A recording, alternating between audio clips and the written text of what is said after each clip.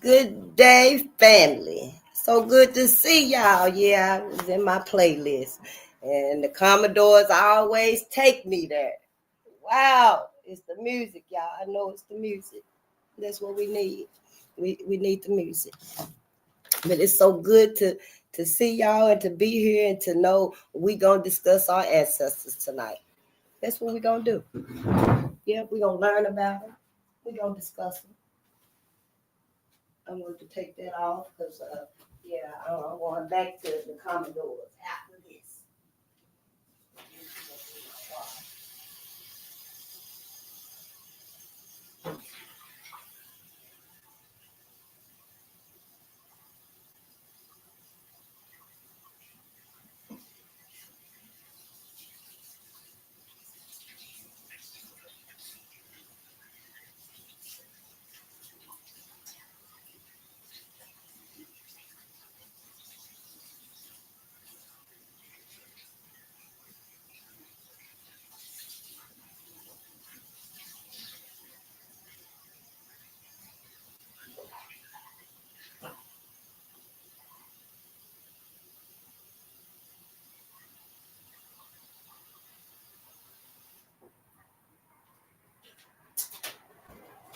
Well, I'm going to be out of water again.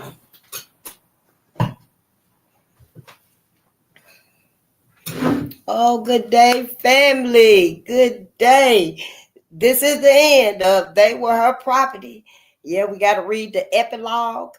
And yeah, then we can put it with the other four books that we have read. Good day, Gail. How are you? Gail Jones. It's so nice to see you. This is my first time seeing you here, and welcome. He lady, whatever that is, she lady, I guess that's what you meant. But it's good to have you here and stuff. I'm glad you all are here. I thank you for your presence and your patience. Yeah, that the Commodore shop, we got to get into our music. We got to get back to the music. I'm just saying it resonates with me. It resonates with me. Mm.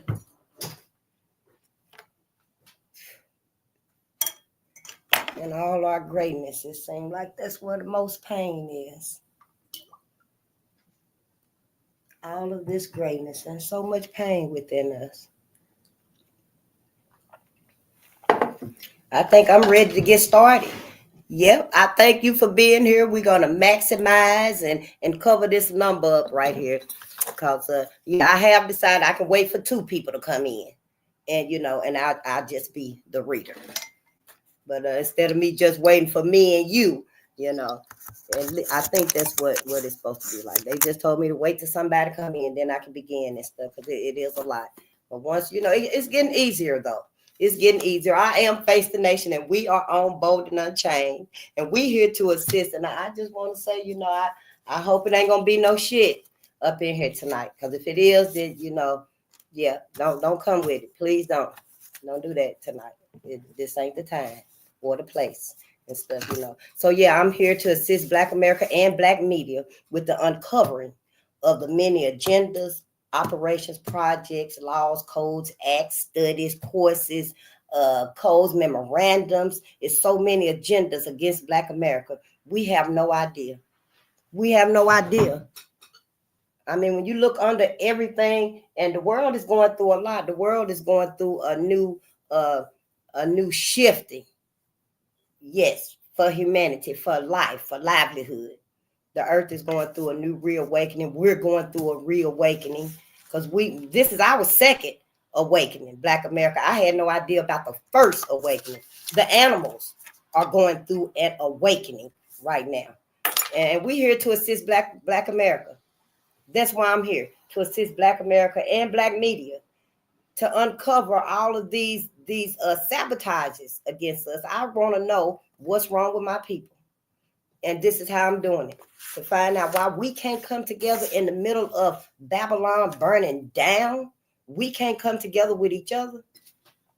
It's a need that must be met, and I'm part of that solution. I'm part of the solution, seeing what's wrong with my people. I don't want nobody to tell me what's wrong with my people. I want to find out myself what's the roots of what's wrong with us. What's the roots of all of these problems we got within us, within our collective? I don't want people to keep bringing me branches. Oh, it's because we got away from God. Oh, it's because we didn't listen to our parents and stuff. Those are the branches on this tree. I want to get to the root of the problem. What's wrong with my people? And, it was a need that must be met. And it's other people doing it. I'm so proud of them and stuff, and I can help them. And that's why I'm here to assist Black media and Black America. I'm not religious. I am not religious. Don't put that shit on me.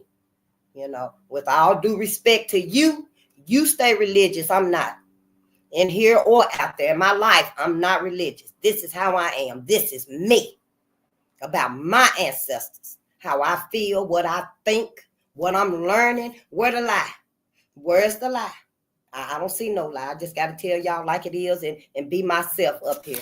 I didn't come up here, wait 43 years, and one of the ancestors woke me up and come up here to lie to Black America. I can't do that. I'm not going to do that. I don't care who you are, what you want, what you have lied about and condoned and let go on against my people. Because we wasn't aware, that's not me. That's you. That's y'all. Y'all have had your chance to stand up for Black America, to show that you were sincere to Black America. Everybody done had their chance, and ain't nobody done nothing. So, it still needs to be done. And that's why I'm here.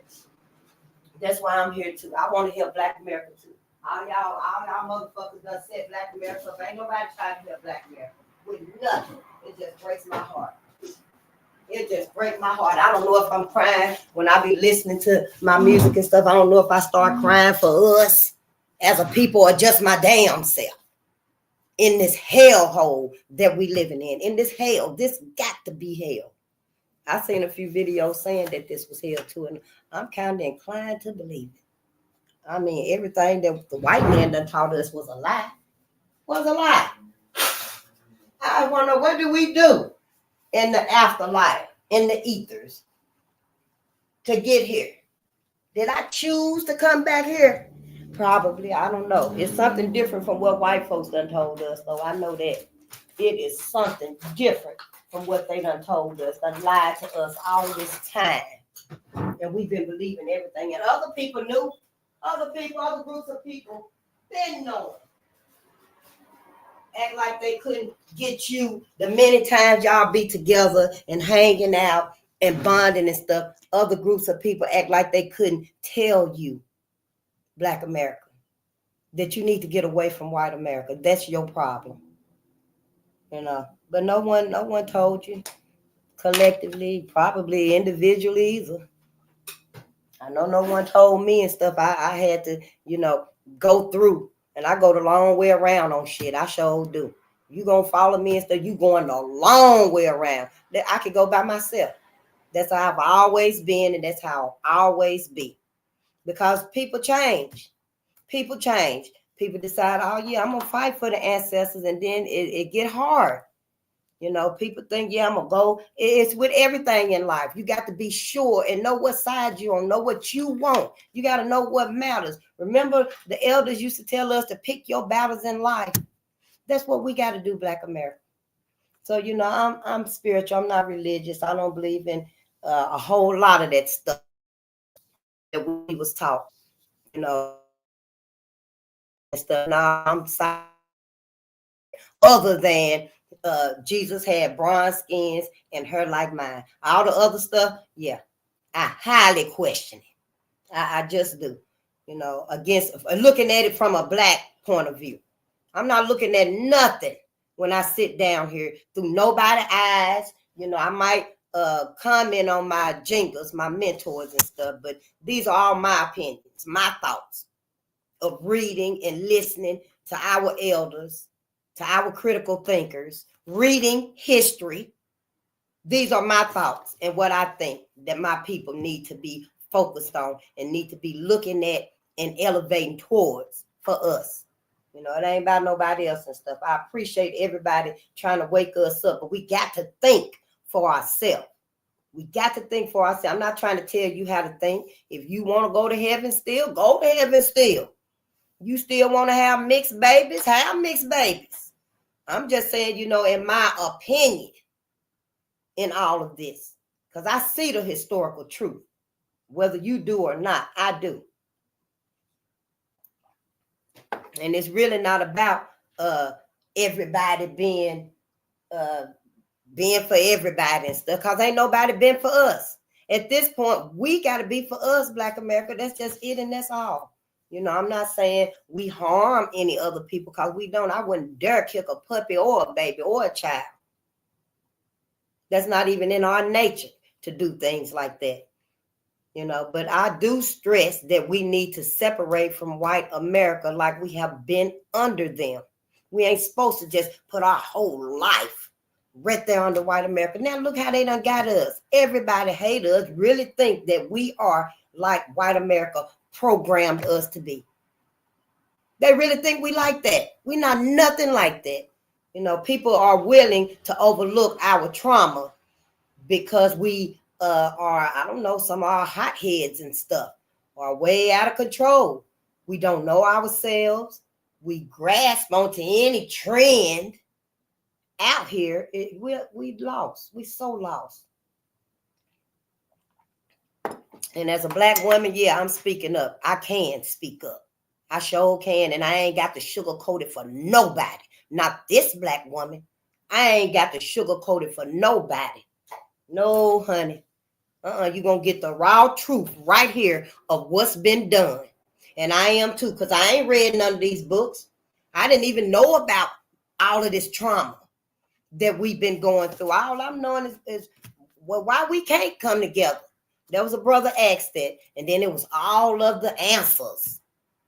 And I want to know, well, why is all of this? And it just led to where we are now, what we studying now. And it seemed like it's white America. That's our sole problem, is white America and what they've done to us. And now what they hide and act like it's our nature. Like they didn't have both of their hands in how we are lost out here and have no guidance. We have no discipline. We ain't got no education, because if we did, we would know what the hell they've been doing to us and still doing to our people. That's what I'm saying. I need us to understand we ain't here to just read a book. No, we're here to learn what happened to Black America. That's why we're here. And we look it through a spiritual lens, because I'm the one that's reading it and stuff. You know, I appreciate y'all comments and stuff, and I will try to get back to y'all and stuff, you know, and comment on them and stuff. But yeah, we look it through my lens, a spiritual lens, a lens of loyalty. Who you loyal to, Black America? It's time for your ass to answer that question. It's time for you to answer it. We got our mentors out there, our Jengas. We got our critical thinkers out there. You got Black media out there. Now I'm on their side. I'm on their side about what's happened to Black America. You got to decide. You got to decide whose side you on. Yeah, I know. Oh, it ain't about whose side you on. It ain't about race. It's about economics. Stop all that bullshit lying and go on and tell the truth about it. Go on and tell the truth about it. What the economic, it's about economics. Money, greed, control. Of who? Black people. Black people. This is all about running over and oppressing Black people. Everybody else is just pawns. If they asses would stop being so motherfucking gullible and selfish, because they okay, long as it keep Black people under. They okay with sacrificing. Yeah, it's like it's a damn honor to actually let all of this destruction be built up and created, because it's going to run over Black America. That's what it is. That's exactly what it is. You know, people act like y'all don't know. Like you still trying to figure out what's the overall ending. What's the end game to all of this? I mean, it's just unbelievable. Who the fuck dropped out of school? Me or y'all asses? I'm just saying. Especially if you're a Black woman and a Black man, that sometimes we got to wake up. Something got to get our attention. I know it took me 43 years. Hopefully it don't take your ass 43 years. Because if it do, yeah, you might as well start, just jump in right now. Start reading, listening to everybody. When you go to sleep, you need to have Black media on. Because we ain't got no time to waste. I wish I was here sooner. Because I'd have been told us what we need to know. But you know, life is fucked up for a reason, on purpose, against us. I just want you to know who you're loyal to, Black America, and why. I'm not trying to put over that Black people better than white people and other people in the world, although we motherfucking are. We are. That's why we are the parent of all people. The parents of all people. The cosmos created us.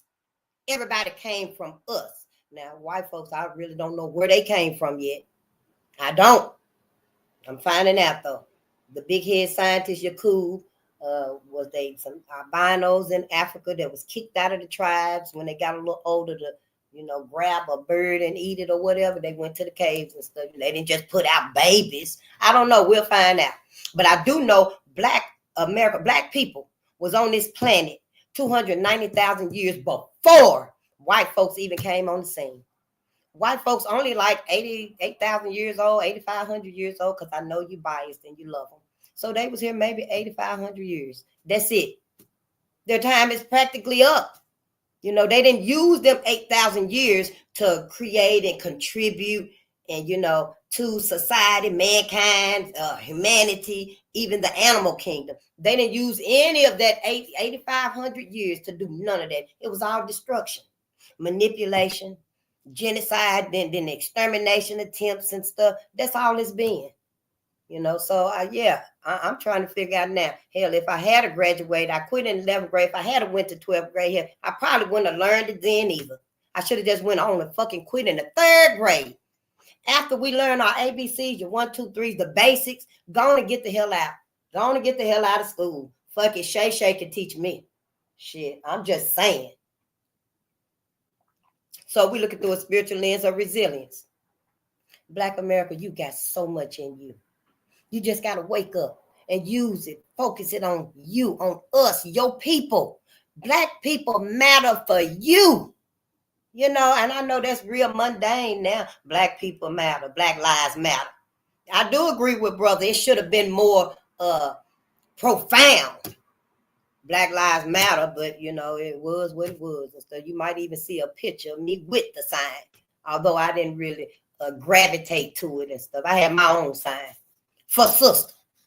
Yeah, I always had my own sign for sister. I'm just saying. But for us, you got to put your focus, your energy, your time, your love, your forgiveness. We got to give it to us now.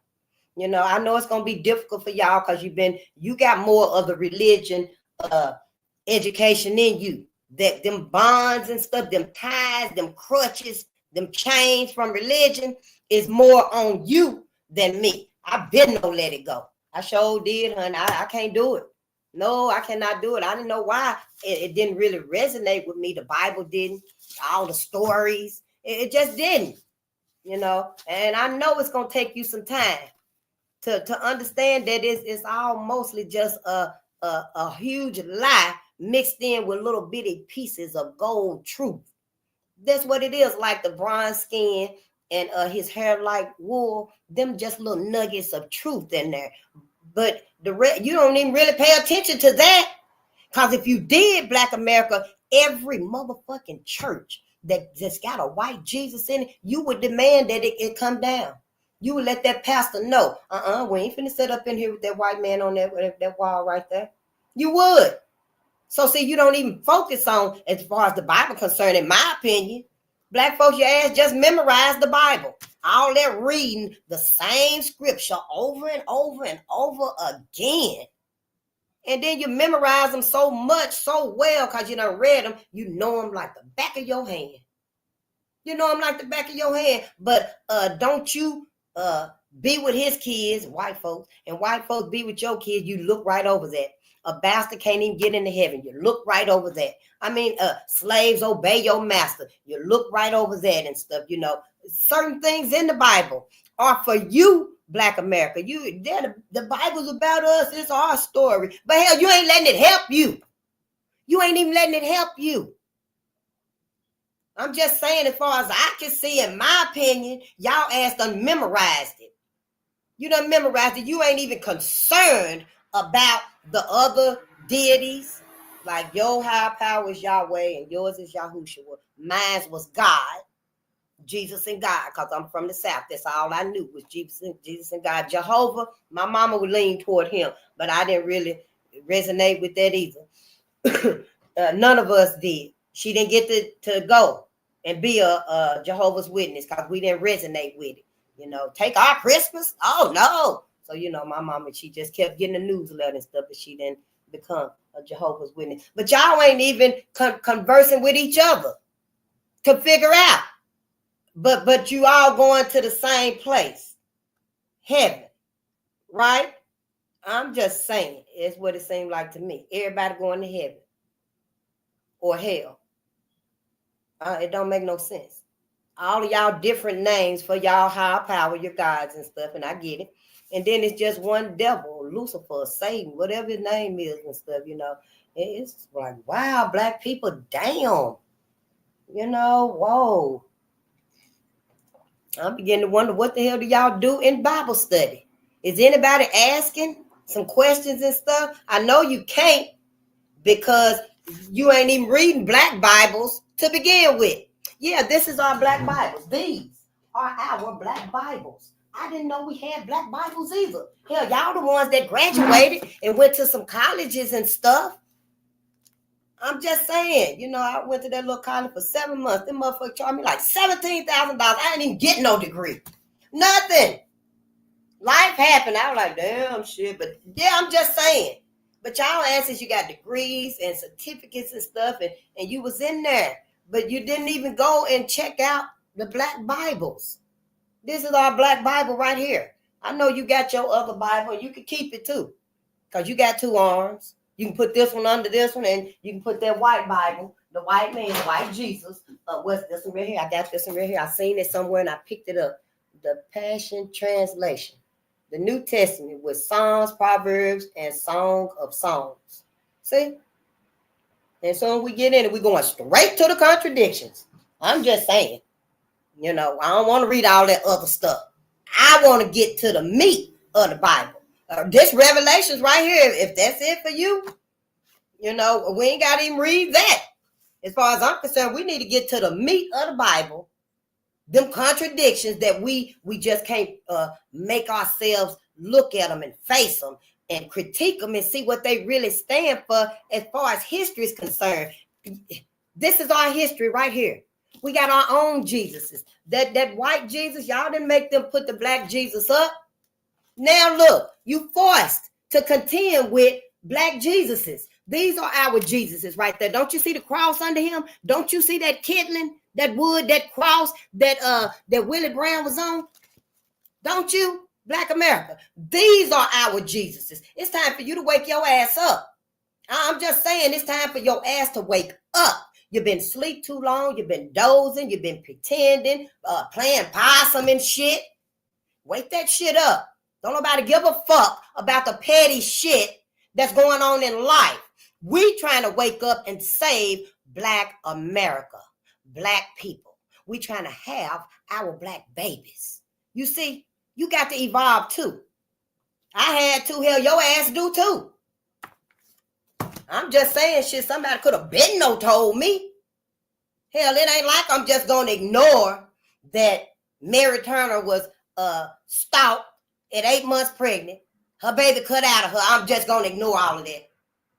We just going to ignore. Yeah, we knew about Emmett and we forgave it. I forgave Emmett Till. What happened to Emmett Till?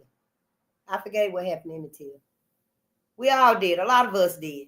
You know, and we believed the lie that it was a long time ago. It ain't happening again. And we all right. Them things ain't going on. That's a motherfucking lie.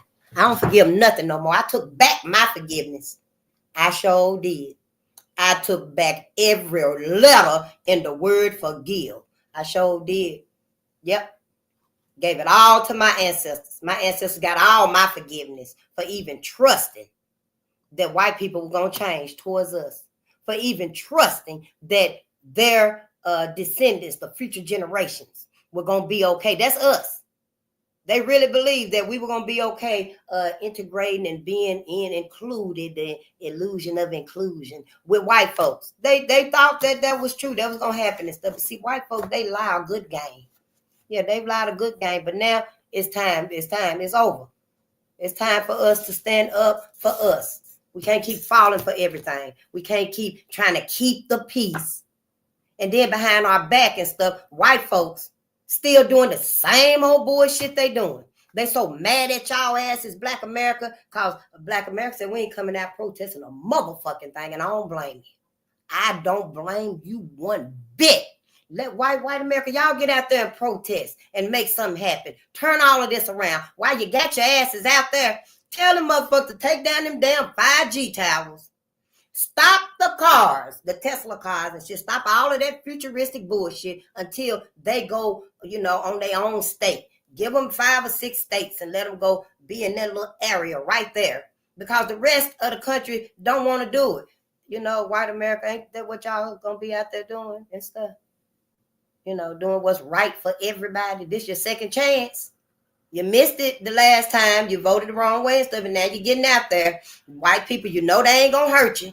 So you need to get out there and you need to be sincere about what's going on and tell your people and stuff. The hell, go on and cut the motherfucking check for Black America. Since now you crying and stuff and you want to know why we okay with accepting segregation and getting the fuck away from y'all. You ain't showed no sincerity to Black America. That's why we sick and tired of hell putting our asses out there on the line for y'all motherfuckers. Shit, and you're claiming you are allies and we fighting this together and stuff. And I thought that everything was okay. But shit, now I'm learning this shit here. Y'all asses took over everything. White folks, you did. Your asses took over everything and hid everything that your asses did and stuff. And I'm just like, whoa. So yeah, I support the 92%. And you better not go out there. Whoever listened to this video and you ain't heard it from the other Black medias, don't take your ass out there. Everybody finna turn on you now because you waited too long. You waited too long. Why the hell you didn't rouse us up to come out there and stuff? White folks, they ready to get that rage released in them and stuff. Now, see, white America going through their new awakening too. When they first had their property taken away from, and we read about it in the last chapter, white folks nearly lost their shit when they lost their property. White women, when they lost their property, they didn't have nobody to feed their ass. I mean, literally hand feed their motherfucking asses and comb their hair and get them dressed and take their bath and pat their sorry asses down with sheets and shit after you done bathe their motherfucking asses. So when they lost the slaves, when the slaves were free, white women freaked out. Yes, honey, they were writing the governor and calling him and shit, probably standing outside his house, those that was close to him and stuff, the president or whoever, I guess it was the president, and telling them how their life was without their property, talking about the slaves. But, somewhere along the way, the government paid their motherfucking ass. I found my paper too right here.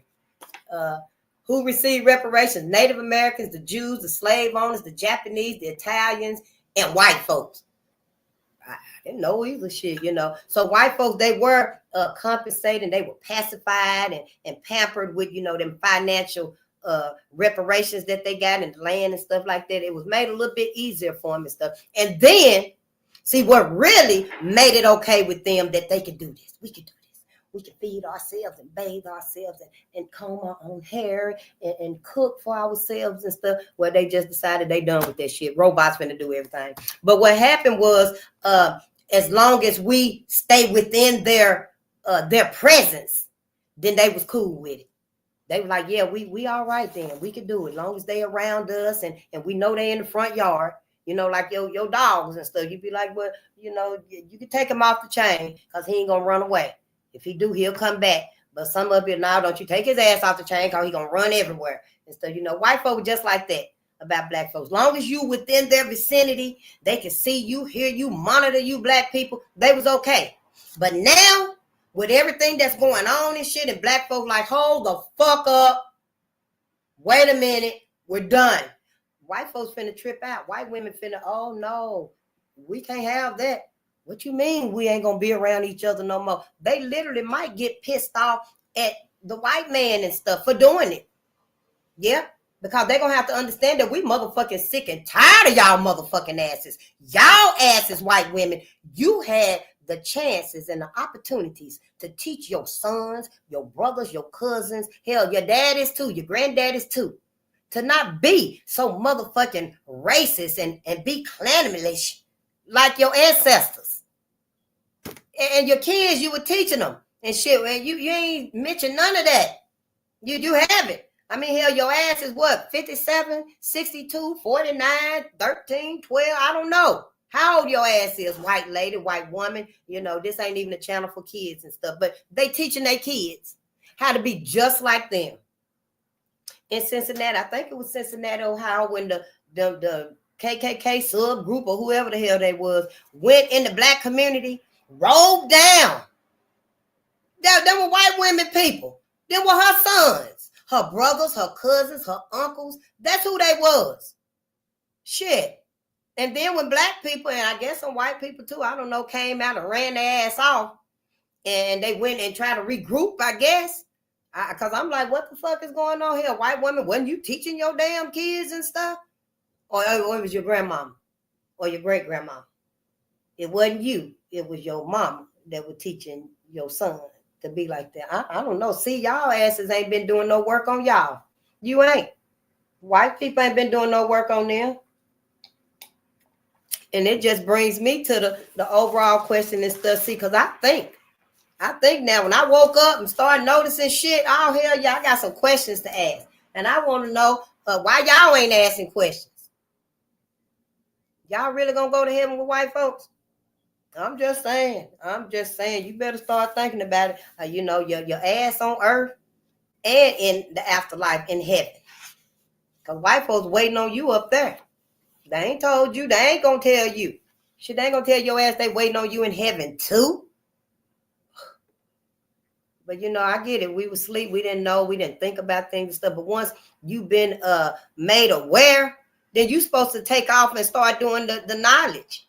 That's what we supposed to do. That's why I got all this paperwork and stuff and notes, because I was like, oh, shit, let me write that down. Let me just write that down. And that's what you're supposed to do.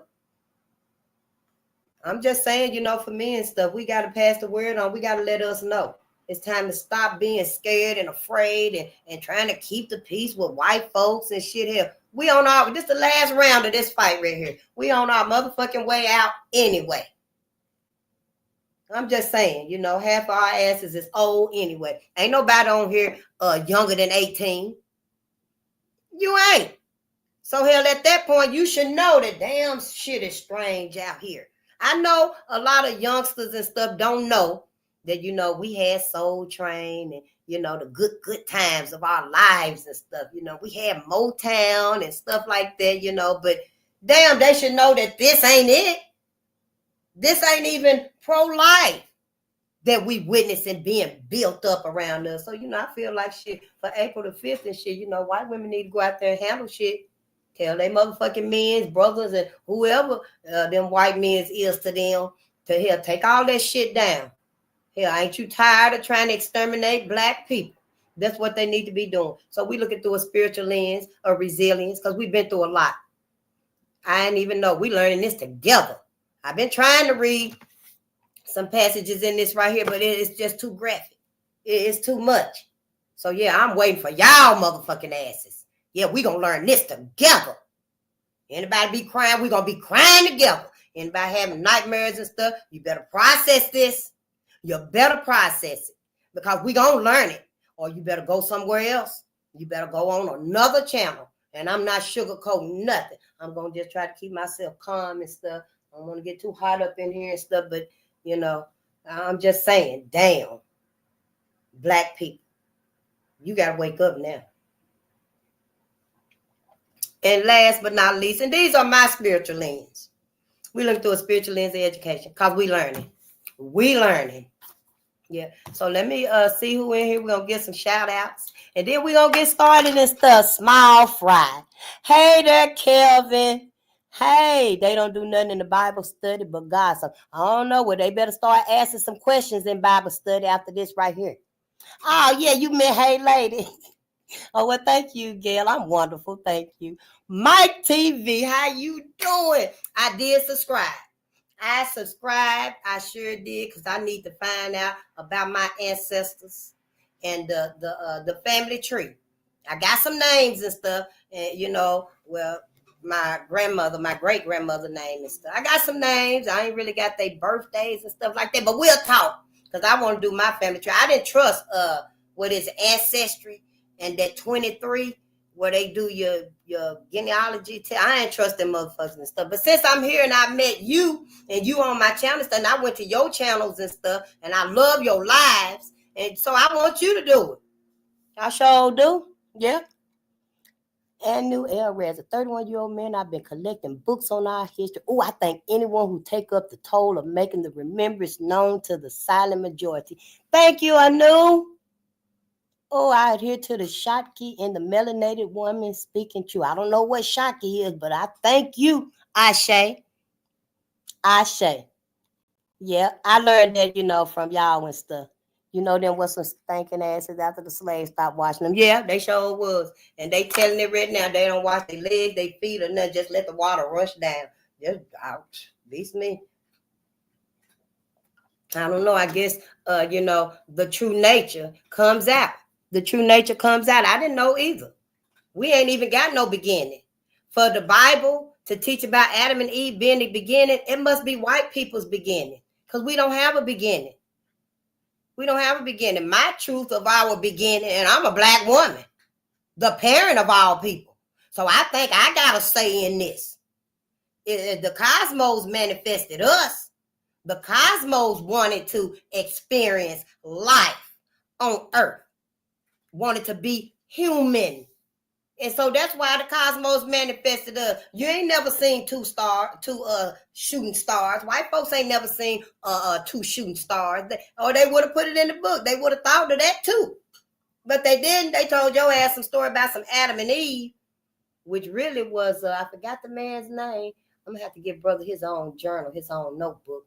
But he was the king of the Anunnaki or something, the Neanderthals, the cave beasts and something like that, y'all. That's who the fuck Adam and Eve is.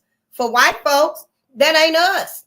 We ain't even got no beginning. Hell, I'm okay with accepting and knowing and feeling. It resonates with me that the cosmos came down as two shooting stars. And then when it hit the earth, it was just, and there you have it, the black man and the black woman were born up.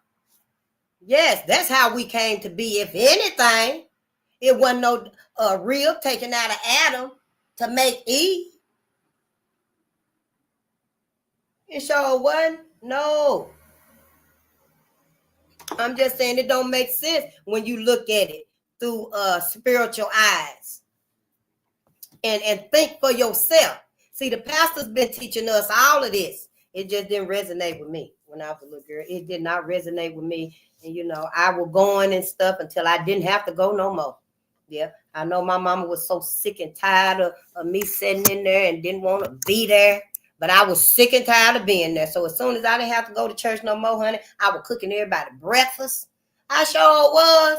Let me hurry up and get y'all asses up out of here. Because you're going to be in church shit from 11 to 1:30, 2 o'clock. Sometimes they come home 3 o'clock. Yeah, let me get y'all on up out of here and go on to church and stuff.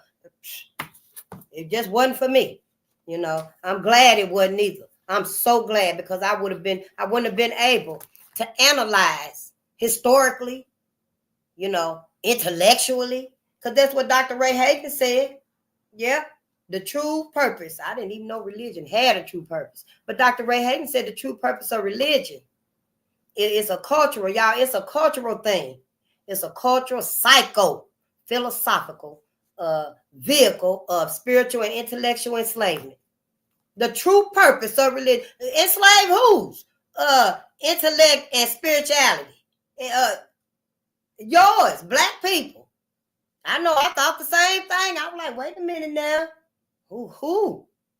Enslaving, who mind enslaved and spirit is enslaved by religion. And it's like black people. And then he said there's two end goals to religion. The first one is to put the creator of religion, white folks, on a pedestal. Put them on a pedestal and see them as superior. And for the person that received it, white folks gave y'all ass, black people gave us the Bible, made us take it, forced it on us. It makes us, it paralyzes our analysis to think and comprehend. It stops our thought process. That's the true purpose of religion. I thought religion was to get y'all to heaven. And if it is to get y'all to heaven, I ain't saying Dr. Ray lying and stuff. I believe him. But for the benefit of the doubt, if it's okay, you do go to heaven and stuff, and you get that stuff. What about this? What about these Bibles right here? They're possibly telling you that you should not go to heaven with white folks. In this book, this was our first book. I had never read Red Summer.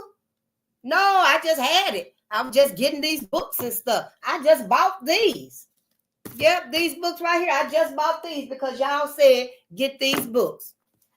I gave a list of books, and I seen them somewhere, and I wrote them down in our little notebook right there. Books to buy.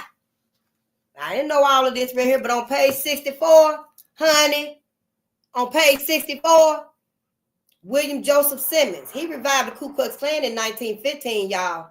That man did. That man on Thanksgiving night, that man and 15 friends went up on Stone Mountain, and he gave some speech that he done wrote for the christening of the Ku Klux Klan. By 1925, they had 4 million damn members. Yep. But this man, William Joseph Simmons, he said that he revived the Klan because he had a spiritual vision of robed horsemen galloping across the sky. They were galloping in the sky. I mean, they on robe, they were in robes. Hell, that's the Klan. In the map, the shape of the United States. It's on page 64.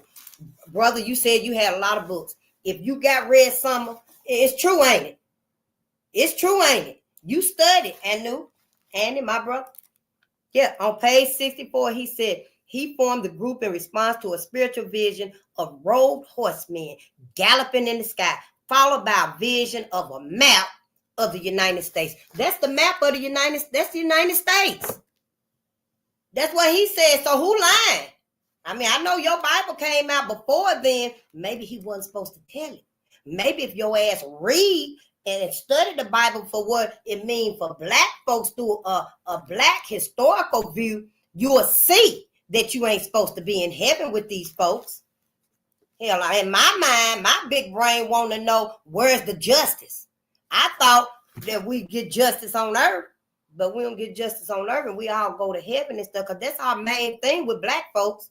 We got a relationship with the higher power, whatever his name is. We got a relationship with our higher power. And we know we're going to do whatever we can on earth to not go to hell. We going to heaven. We going to heaven, live with Jesus forever. Yes. But see, we don't know what we need to know. And now that I'm learning, I'm like, hey, where's the justice at? You tell me. We ain't getting no justice on earth. Everybody going up in heaven. Y'all taught us in church and stuff that God forgive everything. You just got to repent, have remorse, and don't do it no more. Don't do nothing the like or same, and God will forgive you. So, you know, and white folks kept doing this shit over and over and over and over again. Why come ain't nobody said white folks can't go to heaven? That's all I want to know. If you come along and say, Face, white folks can't go to heaven, then I can go to heaven then. But if they ass gonna be up there, hell no. I ain't going, and I don't want my people up there with them either. I sure don't. Nope, I don't. Matter of fact, I released everybody. I freed everybody in heaven. Everybody that ended up there because they didn't have the knowledge and the information that there is the afterlife out there. You could be as free as you want to be in the afterlife, y'all. Ain't no gates. Ain't no motherfucking robed horsemen galloping in the sky. Ain't none of that. No. In the afterlife, you as free as a bird. Yes, honey. I freed everybody, and all of the victims, all of our saviors that lost their lives, that was skinned, roasted, burned, and stuff. Dismembered. I freed all of them from heaven. I told them you can leave out of heaven. Yeah. It's somewhere else we can go to the afterlife. Yeah, heaven is in that first universe. There's a multiverse out there. What, 12 universes? I'm going to the 12th of never. That's where I'm going. I don't ever want to be with white folks ever again after this. And I advise you, Black America, you better start thinking for yourself. Shit, save your ass and your soul. I mean, you got to save yourself here. You're trapped here on earth. You're trapped right here on earth. All of the victims that white America have done these atrocious, unmentionable things to. If I can't read that book, I'm going to let you know. We ain't reading that. Maybe later on down the road. But I got some resilience in me too. So, we're going to take it as it comes and stuff. But you better start thinking if you really want to spend your forever and ever and ever with white folks. For crying out loud, I think John Brown is up there now telling white folks to let y'all go in heaven. Yeah, why y'all got them up here in heaven behind these pearly white gates? You're doing the same shit you did on earth, right here in heaven. So yeah, I told our ancestors they can get up and go, fly away. Their wings came back out.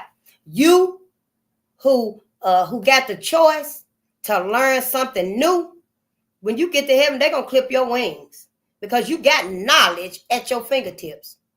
You got knowledge at your fingertips.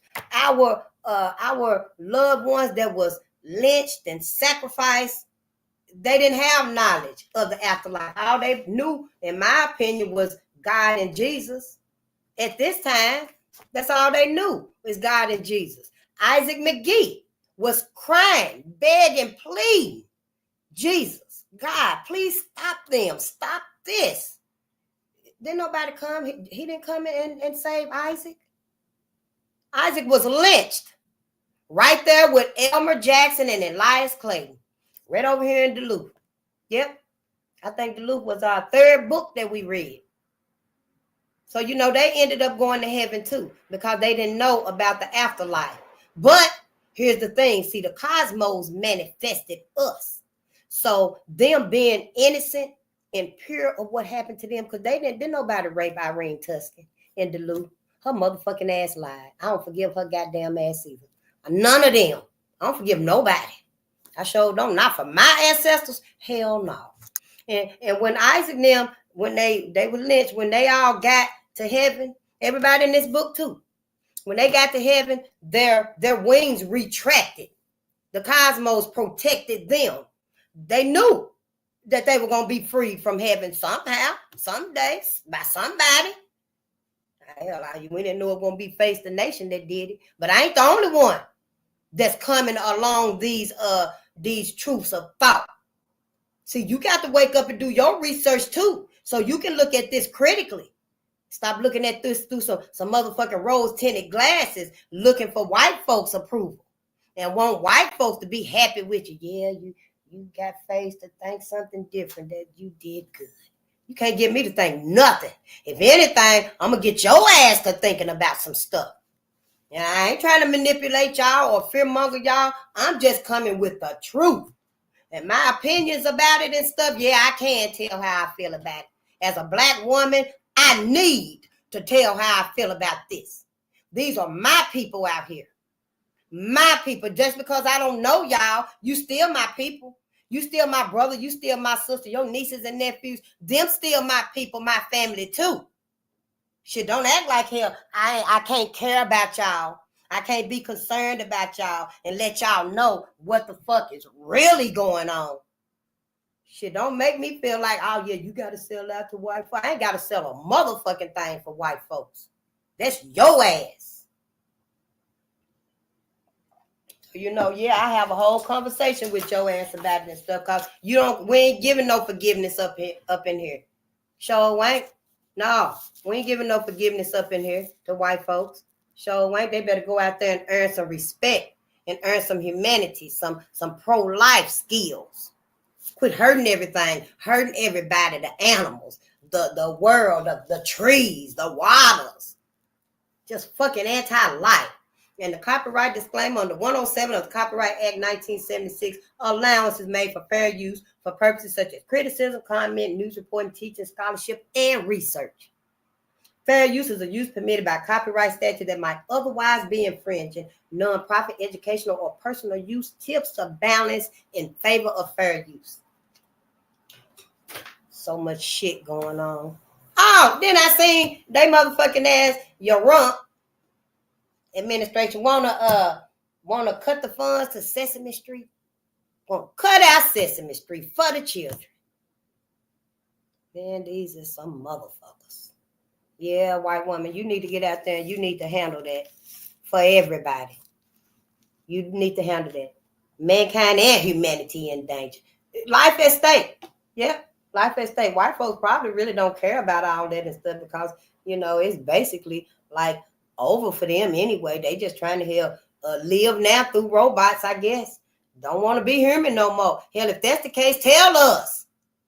Shit, what the fuck you acting like your ass is of the human race for?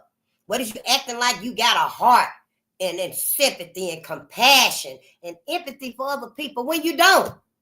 If your ass is soulless and your heart is really like this, then act like it. Quit acting like you are really sincere and helpful, contributing part of life, because you ain't. Because to me, you're coming off as a whole different species. Yep. The animals themselves ain't got nothing on you. That's what I'm seeing, what I'm reading and stuff, honey. Yeah, I got to tell it like I see it, how it is to me. Let me portray what it looked like to me, what I'm seeing. So I don't need nobody to tell me, oh, you ain't really seeing that. That's not really how it is. You a motherfucking lie. Yeah, you a lie. Everybody is. Shit, these folks, everybody know more than we know. Shit, but they won't stand up and do the right thing and stuff. But yeah, this is our last.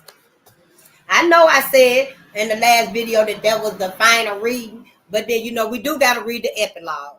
We got to read the epilogue, and it's only a few pages and stuff.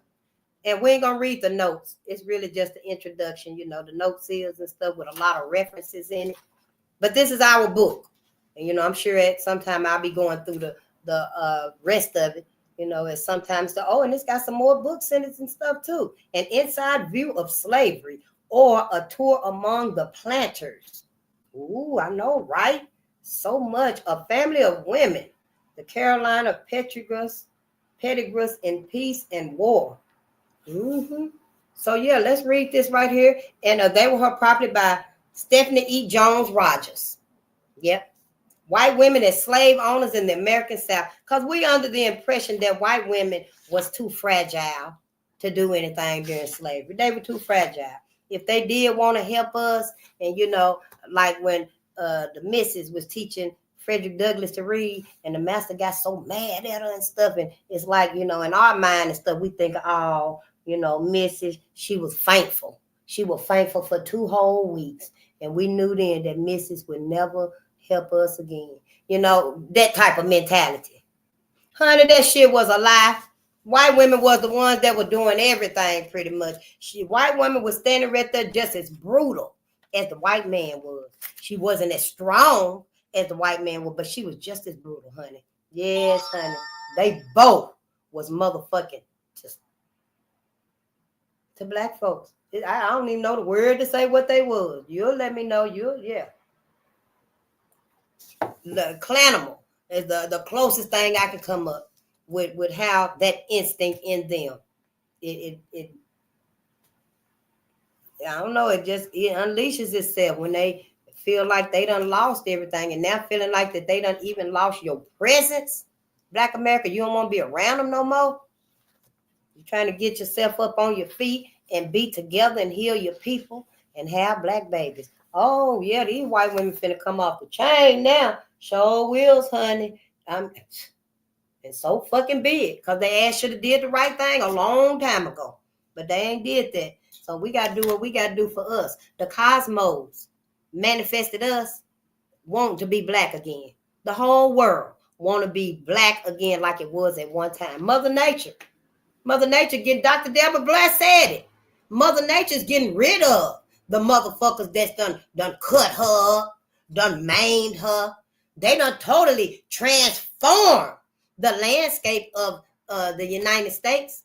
Yeah, Minnesota don't even look, Minneapolis don't even look like Minneapolis used to look. I got a book over there called The Mill City, and then the other book, Current Changes in Minnesota or something like that. But honey, Minnesota don't look nothing like its natural land. Sure don't. And Minnesota ain't the only state. A whole lot of states, Mother Nature is pissed, cutting down all her trees and stuff. Don't you know them, the veins of Mother Nature's life, her trees? Huh? Yeah. So, you know, Mother Nature wants to go back to all black. We are the harmonizers of the universe, the multiverse. We are the harmonizers. Children of the sun. Somebody said salt of the earth on the other live last night and stuff. And yeah, I had heard that before and stuff. But, you know, I'm just saying, we got to just wake up. Yeah, the epilogue. Lost kindred, lost cause. All right, let's read. Within months of Lee's surrender to Grant on April the 9th, 1865, enslaved people began placing advertisements in Information Wanted and Lost Friend columns of Southern newspapers trying to find their family. They were searching for their loved ones. In these ads, they described mothers, fathers, children, siblings, aunts, uncles, and grandparents, many of whom they had not seen for decades, kinfolk who could be alive or dead. The ads were filled with yearning and despair, and the formerly enslaved people who placed them often named the white women responsible for their losses. In the immediate and not so immediate aftermath of slavery, formerly enslaved people traced their lineages through their losses and separations brought about when their mistresses sold them, when other women bought them, when they were given to women as gifts or bequests, or when their female owners relocated from the southeast to the deep south and southwest. See, white women was all in this. Her ass was all in this. In the 30 years following abolition, women who once owned enslaved people and their female descendants also wrote about enslavement and loss, but in a remarkably different way. Oh, the women who once owned enslaved people and their female descendants also wrote about enslavement and loss, but in a remarkably different way. They laid bare their thoughts about the system and how they perceived the roles they had played within it. Really? Interwoven within their tales of privileged living, these women constructed preposterous narratives about slavery that omitted the trauma of separation, the loss of self-determination, and the violence that emerged in the Lost Friends and Information Wanted advertisements. When former slave owners wrote about slavery, their pictures showed no brutality, no privation, no agony, no loss, no tears, no sweat, no blood. Sound like heaven. That what you said, heaven gonna be all peaceful. No hunger, no hurt, no pain, no sadness, no depression. I'm just saying shit. They portrayed themselves and their female forebears as forever sacrificing women who played purely benevolent roles within a nurturing system. How she got y'all believing she is now. That's the white woman. Got you believing she is now. Enslaved people had only benefited from their mistresses' sacrifices and acts of benevolence. They wrote and often expressed their recognition and their appreciation of that care through their unwavering loyalty and love. This incongruent reciprocity, I could never say that word, reciprocity, reciprocity. You know how you reciprocate when some, but it's the other version of it, reciprocity. I don't know. Yeah, I got close to it though. But yeah, led some writers to openly grieve that their female descendants would never know the tender tie that existed between mistress and servant. Yeah. Well, they lied good. They protected white women really fucking good. They protected her ass. White men did, the government did and stuff. They made sure to make us think that it was the white man. That it was the white man, only the white man, that did all these inhumane, atrocious, cannibalistic tortures and terrors on our people. Honey, it was a white man and the white woman. Yeah, so yeah, your mother-in-law, whenever you see this, whoever, her grandmother or her great, very well could be. I'm just saying shit. Did you ask any questions? Well, now it's probably time to start. Yep. Especially since, you going back in time. I'm just saying. Because if you don't hear, they probably got looking at it like, yeah, we already got our slaves now. Yeah, in the New World Order, yeah, we already got our slaves now. You're married to her and you got 4 or 5 kids. That'll start you off right good right there. I'm just saying. Shit, you better start thinking like white folks think about this, black people. Yeah, they got plans for your ass. Yep. Many of the female authors contended that this time was bound up in moral obligation. God had ordained that their European ancestors buy, rule over, Christianize, and civilize people of African descent. Oh, so your God, really? And you still contemplate, no, I can't go against Jesus. I ain't supposed to question. Don't you accept no other Jesus, Lord, Christ before me. Oh, God is a jealous God. You better start questioning, hell, the people that told your ass about this God. That's what your black ass better do. I'm just saying, this shit is like, damn.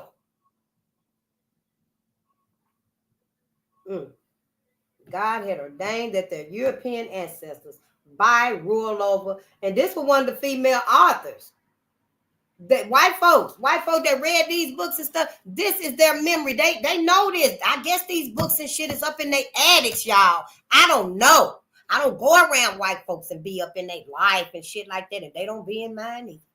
But hell, y'all asses ain't been in their attics. Your motherfucking ass ain't been in the basement and in the sheds and shit. Where the fuck they got the books at? Where the hell do they got all of the handcuffs and the souvenirs from our ancestors? Where is it? Shit, you done let them infiltrate your ass. The white folks know everything about black people. I'm just saying, what? Ooh, we white folks or something else. Don't take your ass to heaven. You do, ain't nobody coming to heaven to get you. Yeah, we can't. We won't be able to come. Yeah, it's against the spiritual code to come and get you if you willingly go to heaven after you learn these things. And you willingly, I don't care what nobody say, I'm going to heaven. Then you're going to be there forever and ever and ever. Can't nobody come and get you. Yeah. When I said you can leave out of heaven, you don't want to be on. Everybody left, but those that willingly went up there. Namely like our brother Telby. Yep. Because see, when he went up there to heaven and Jesus led him to them pearly white gates, when as soon as he got on the inside, they branded him. They cut his wings. They clipped his wings. Yep. His wings didn't retract because he didn't have cosmic protection. Our ancestors that were lynched had cosmic protection. At this point, me and you ain't even got cosmic protection because we know if we go to heaven, what's liable to happen. So see, I ain't got no problem. I ain't taking my ass to heaven. No, my ass or my wings. I'm going to the afterlife. Honey, I'm going to be flying my ass off. I'm going to be flying all around the multiverse. And when I told our ancestors they could leave heaven, their wings came back out. Yep. It just happened. As soon as they tried to do that right there, their wings just flew out, honey. They flew. Everybody looked like a swarm of angels coming up out of heaven. They were flying, and they in the multiverse now. Ain't nobody in heaven but white folks and the black people that refused to understand and comprehend that heaven is not for the black man. It's not for the black woman. Mary Turner and her baby, her unborn baby, they got wings too. Their wings came out. They flew off. They and everybody in the multiverse, in the afterlife. Yeah, you can't go to heaven, black people. No. And John Brown is in heaven right now, telling white folks, you with that same bullshit. You with that same bullshit. We give all credit that we can to John Brown. He was a good man. He took his sons with him to stop white people from what they were doing, and they motherfucking ass lynched him and his sons. Yep. They went a little worse with the black bodies and stuff, but yeah, You know, so I just want y'all to understand and start thinking for y'allself. Fuck the dumb shit. I'm just saying, fuck the dumb shit. What about your ever after? Ain't you concerned about your life ever after? You're so busy worrying about the lake of fire. You better be worrying about ever after. This could very well be the lake of fire. You just seen Willie Brown and all that fire, that blazing and stuff. 14-year-old LQ Ivy. They burned her. Had a bonfire. That's your hell right there. That's your hell, your lake of fire. Yeah. They tricked you. Real good. White folks. But let's read though. I'm just saying I gotta give y'all my opinion on these things. You know, so y'all can at least start thinking about it. Hell, if you don't want to go to heaven, go to the afterlife, fine. At least you know. I'm just telling you what it is. Letitia Burwell believed that African Americans should be grateful for their enslavement.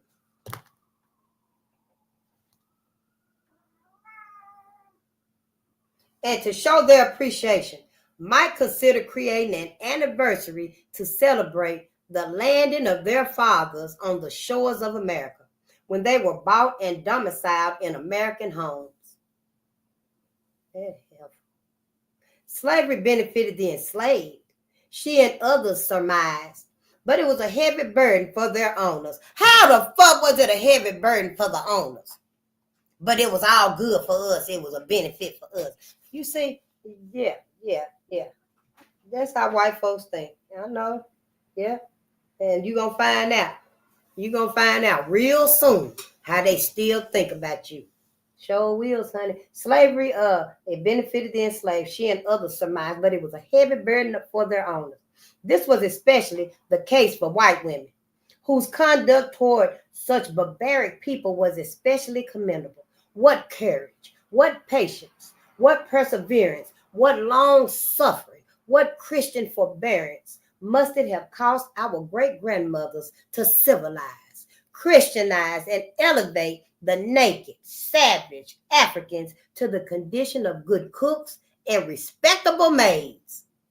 That's what they think about your ass. That's what they thought about, and that's what they descendants still think in the back of course, they'll never let you know, Black America. Yeah, they still talk about your ass when you ain't in the room with them. Yep, it's on YouTube. I seen the girl. She said, yeah, when Black folks ain't around and stuff, just like Dr. Frances Cress Wells said. When she gave her lecture and she said that white man came up to her after the lecture and said, yeah, Dr. Frances, when y'all not around, we talk about y'all. Well, the white lady on YouTube said it too. Sure did. She was like, yeah, when Black people ain't around, oh, we talk about them. Oh, honey. Yeah, I'm just saying. Yep. After all, they did not enjoy the blessed privilege even of turning their servants off when inefficient or disagreeable, but had to keep them through life.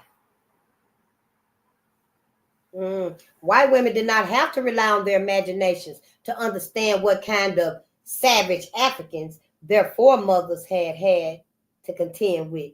In the early decades of the 20th century, some of these women had firsthand encounters with native-born Africans, and they found it perfectly appalling that such people could be human beings. A friend of Nancy Bostick de Saussure, Saussure, visited Africa at the turn of the 20th century and wrote to her describing her experiences there. Africans, she explained, were devoid of any humanity or affection for anybody or anything. She concluded that it was an insult to a good dog to compare them to animals. Ain't that some shit? Ain't that some motherfucking bullshit? You see who you put all your trust, all your love, all your faith in. You gave up everything. You gave up your history, your spirituality. You gave up your future generations, your identity. Just let everything, just let it be. Just let it be. As long as we can get through this life. Let's just get through this life phase and get to heaven. Hell no. No, we can't do that. You're going to have to know some things. You need to know some things. Oh, they down. Oh, Make you wonder, boy. She concluded that it was an insult to a good dog to compare them to animals. Dr. Saussure, De Saussure, a proud Southerner and former slave owner, agreed. In her estimation, the contemporary Africans her friend described resembled the imported African before he was Christianized and humanized by the people of the South. White people, they Christianized your ass. Yeah, that's what they said. They Christianized. They took all your spirituality out of you. And yeah. Mm-hmm. And they said they humanized you. So yeah, you better think about some things. In writing these accounts, former slave-owning women offered 3 primary reasons why they had supported the institution of slavery. First, as noted, it was a positive good for the African savages, whom slavery had civilized. Second, slavery was God's own plan.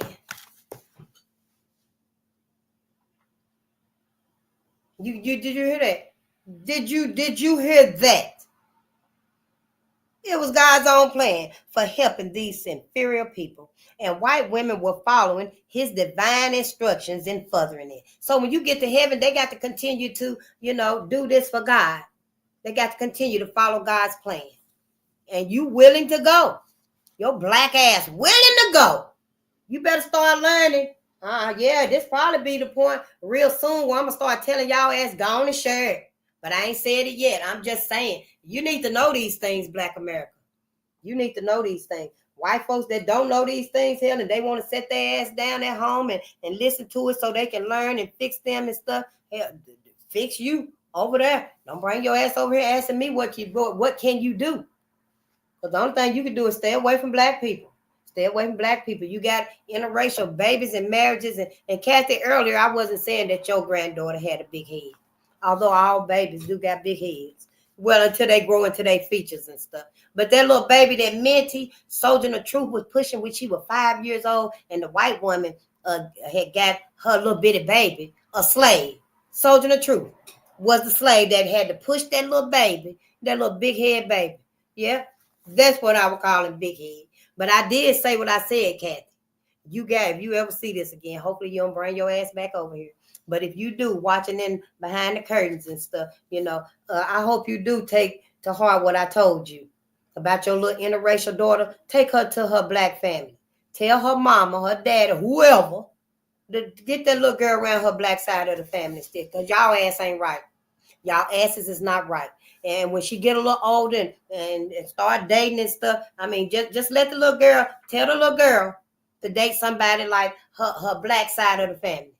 So black people can live on, because that's where the goodness at. That's where the greatness at.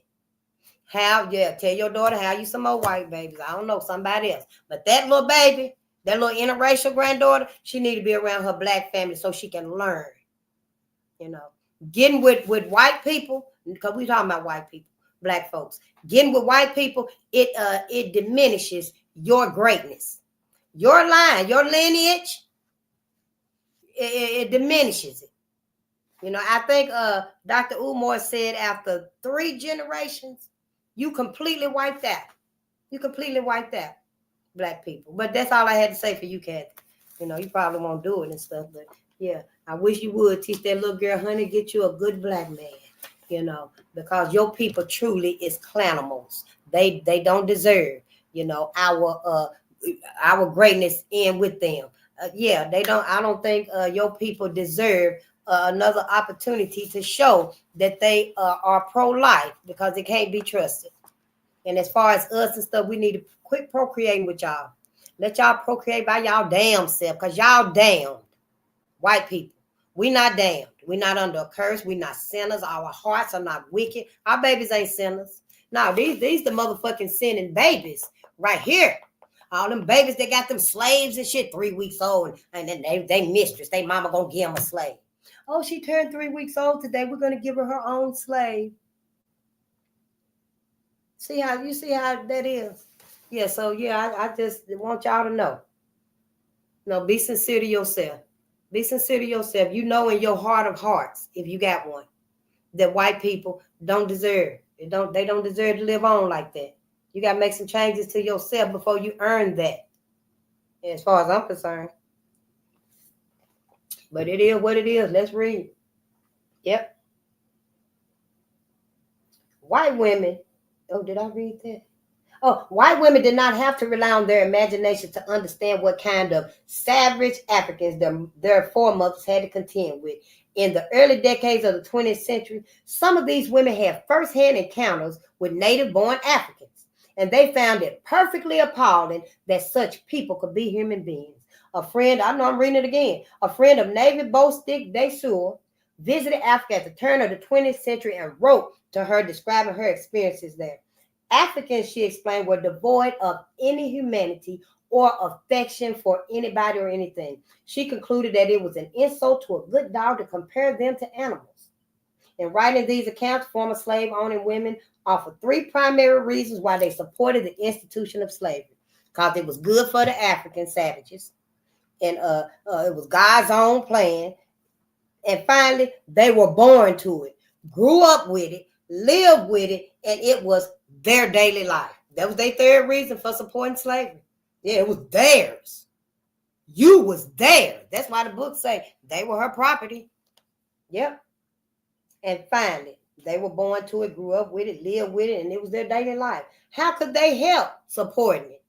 These women did not express such ideas because they were the views of white men or because white men shielded them from slavery's ugliness. They espoused such views because of their own experiences within the institution of slavery.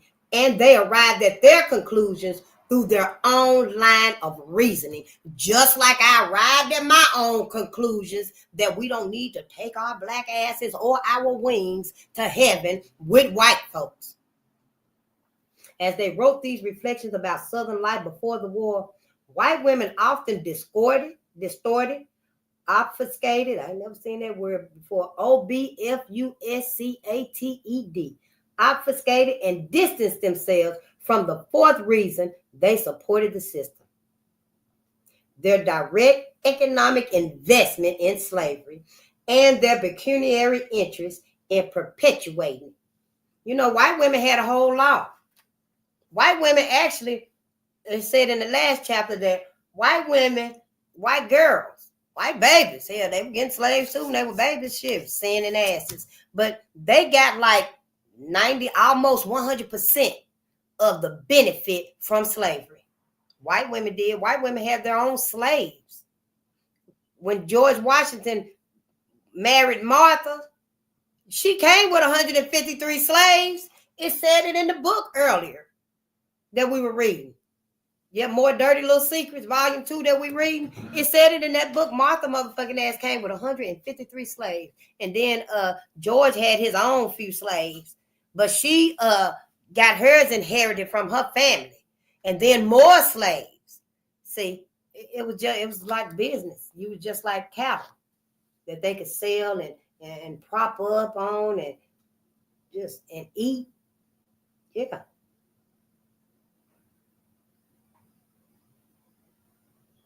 Some women claim that they and their families rarely, if ever, bought enslaved people.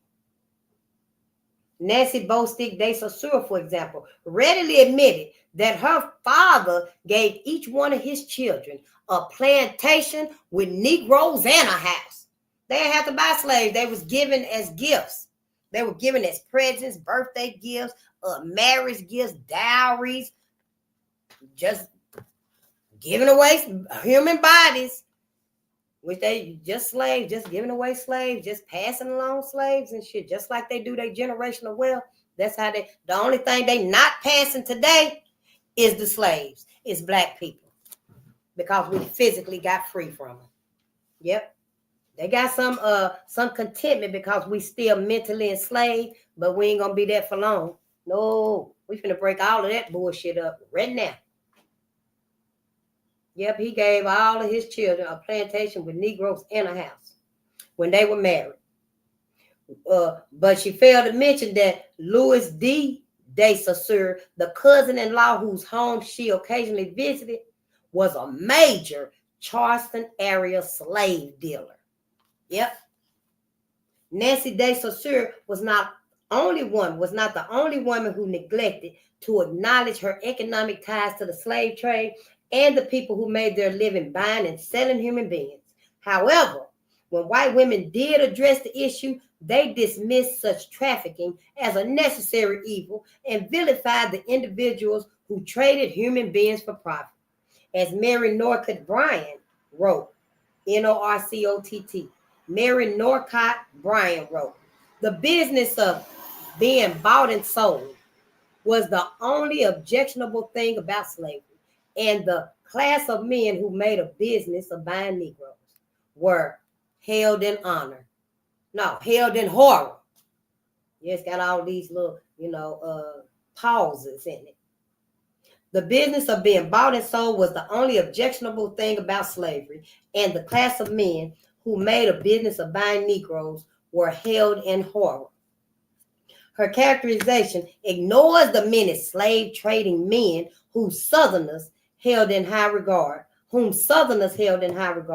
not in spite of, but because of their extraordinary wealth, often accumulated in the slave trade. It also omits mention of the wives, the daughters, and the granddaughters of these men, whose lives were often sustained by the profits their kin accumulated while buying and selling human beings. Bryan also claimed that slave trading men bought slaves only when an estate became involved because owners could not be induced to part with their Negroes until everything else had been seized by their creditors. Yeah, they get everything, take everything, just don't you touch my slave.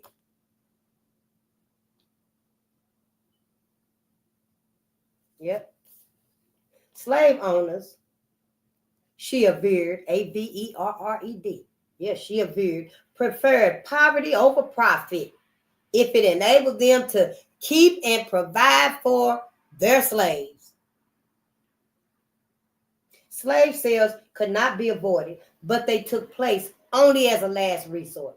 Even then, slave owners detested the necessity of selling their human property, and they suffered intense anguish during the sales. Yeah, having to sell their slaves. Oh yeah, they probably was shape shifting in every motherfucking thing.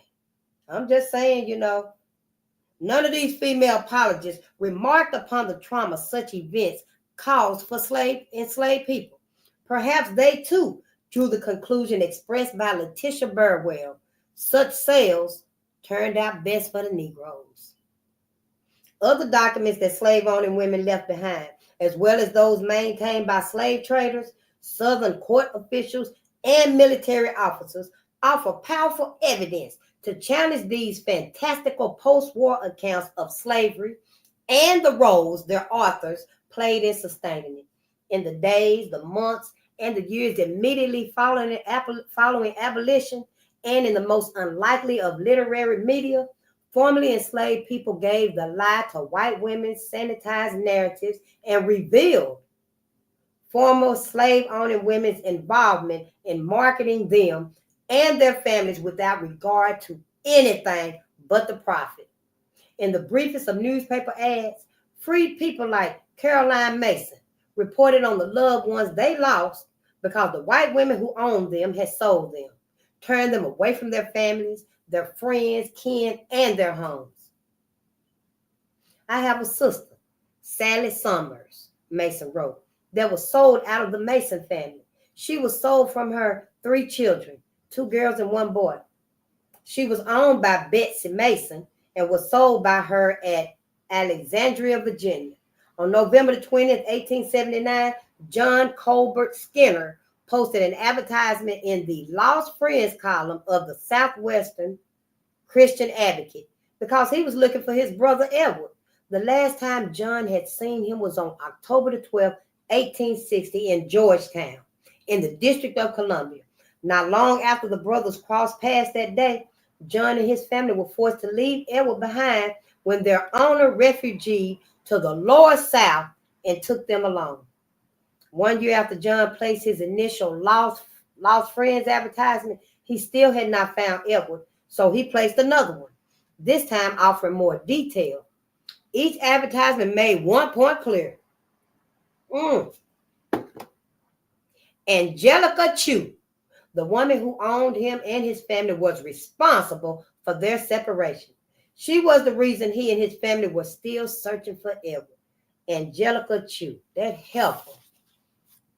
When African American men served in the United States military during the Civil War, they and their widows and their children became eligible for pensions. The applications they later sent to the United States Pension Bureau contained details about their lives as enslaved people. Claimants would identify their female owners and touch upon the significant life changes, losses, and separations these women had brought about. Benjamin B. Manson provided a deposition when his son, John White, applied for a pension after he served in the 14th U.S. Colored Infantry. Prosperity. Manson stated that he was born in the state of Virginia as the property of Miss Nancy Manson of said state, and that when he was 11 years old, she moved to the state of Tennessee, bringing her slaves with her. Mrs. Manson had died, and Benjamin had been part of the division of her estate, and later changed hands twice more as part of Manson family difficulties.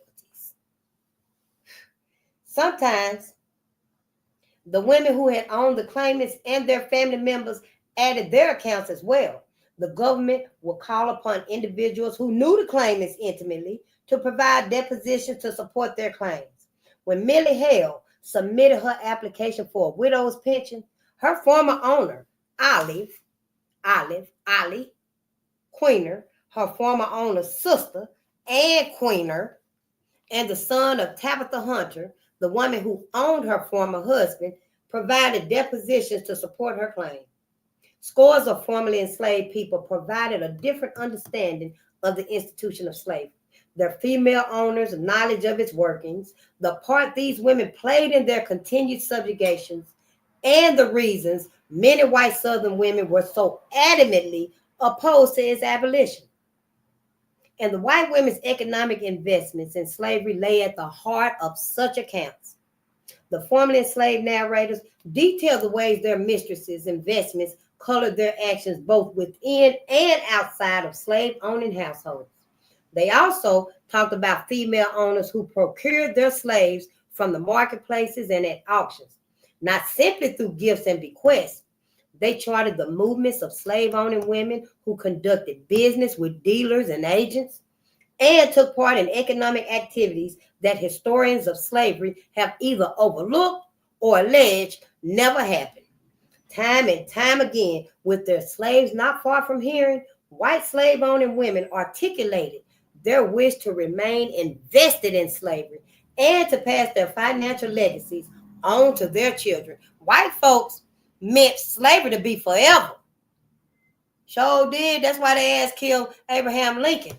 He kept telling them that he wasn't going to change slavery. He wasn't going to take away slavery. But he had to. And he thought when he made that speech, if I didn't have to, I wouldn't free the slaves.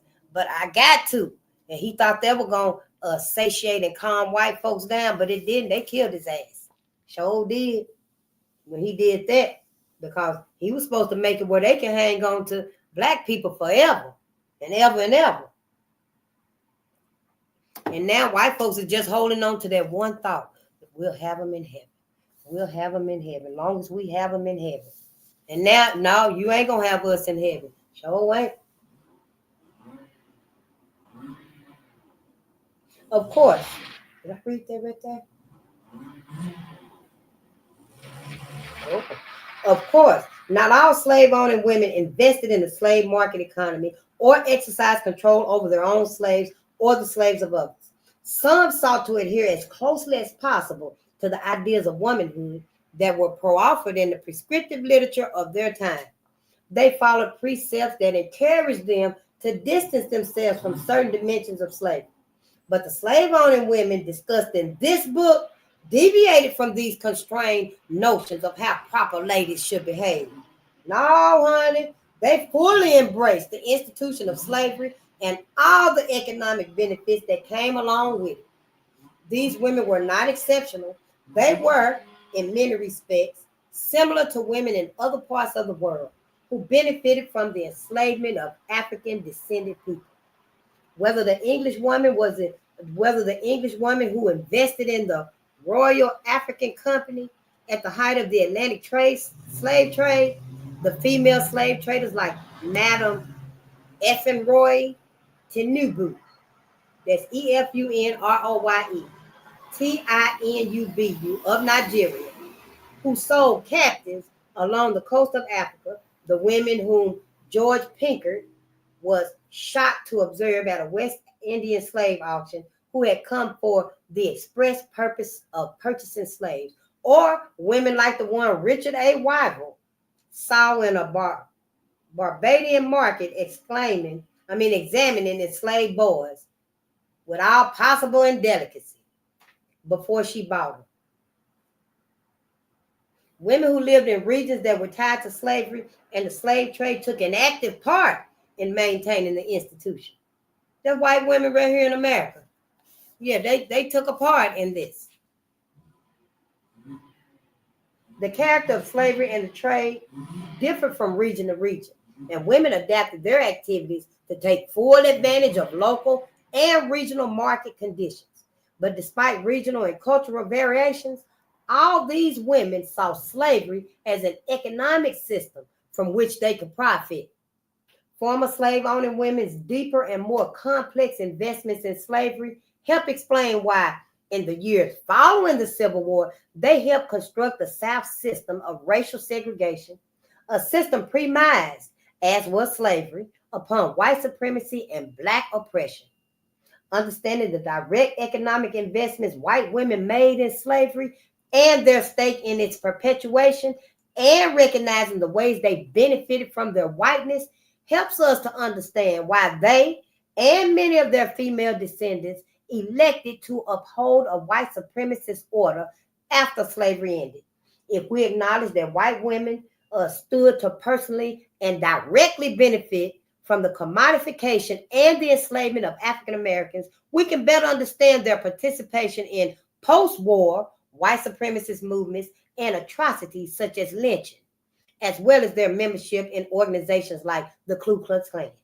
Southern white women's roles in upholding and sustaining slavery form part of the much larger history of white supremacy and oppression. And through it all, they were not passive bystanders. They were co-conspirators. That's what it says. And we're done with this book. Thank you. Our ancestors thank you, and I thank you. Gratitude for your patience and your presence. I know my ancestors are very proud of you. I'm happy that you got enough focus and attention and interest to learn about your ancestors. These not just my ancestors that these things happen to. They ours. And we finished that book. We finished this. And if you want to see it again, it's the name of it is They Were Her Property by Stephanie E. Jones Rogers. We finished it. I think this is number 5. This is our 5th Bible that we done read and stuff. And that's what we do at midnight with the ancestors. We learning about the savage and the ravishness. In the daytime and stuff, 12 noon, I come on, we learn about the good, our greatness. We learn about our greatness. The good, the bad, and the ugly. Because some of that in the good and stuff, we got some things in there about white folks that ain't so good. In that book right there. But we learn about our greatness in the daytime and stuff. In that nighttime, we got to take this walk with the ancestors and stuff. Yeah, this is right here, y'all. We gonna just read the introduction. And yeah, I can't say we're gonna read no story. We might. Let's see. Yeah, I'm not scared. Y'all scared? I'm not scared to read this. We got to read it anyway. I'm either gonna read it by myself, I'm going to read it on the channel with us. But I didn't buy it to just put it on the bookshelf. Yeah, this is 100 Years of Lynching by Ralph Ginsberg. Yeah. 100 Years of Lynching. Recent racial violence against Blacks is on the rise. From distant parts of the United States, reports of racial violence fill the daily news. That Blacks are killed in the streets of New York while being beaten and harassed in the hills of Georgia should come as no surprise. America has a long but seldom discussed history of violence against its black citizens. The typical American response has been to ignore this history. Unfortunately, this further obscures a historical problem which can only be resolved through defensive vigilance and an awareness of the scope and magnitude of the problem. Through Ralph Ginsburg's 100 Years of Lynchings, we gain insight and understanding of the magnitude of racial violence. The hidden past is illuminated to rekindle the defensive vigilance of this generation. First published in 1962, can you imagine how many people have read this book? White people. They know. Oh, when I tell you white people do know the atrocities that they, yeah. The hidden past is illuminated to rekindle the defensive vigilance of this generation. First published in 1962, 100 Years of Lynchings is as relevant today as it was then. It presents the reader with vivid newspaper accounts of a red record of racial atrocities. It is a simple and straightforward presentation. Lacking narration, the news articles speak for themselves. Through them, we witness a history of racial atrocities that we cannot afford to forget. Ginsburg skillfully selected articles from a wide range of papers, large and small, radical and conservative, white and black. Through them, he has created a documentary of lynchings. The collection of articles which extend into the 1960s, provide a sobering view of American history. Few who read the book will remain unaffected by this view. Out of print since 1972, 100 Years of Lynchings has been on the wanted list of many readers.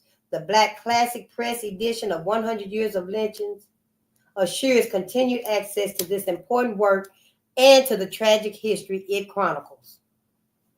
All right, about the author. Ralph Ginsburg, 1929 to 2006, was an experienced journalist, editor, and publisher. He authored several books and worked as a New York City-based freelance journalist for Reuters, Associated Press, and most of the dailies in New York City.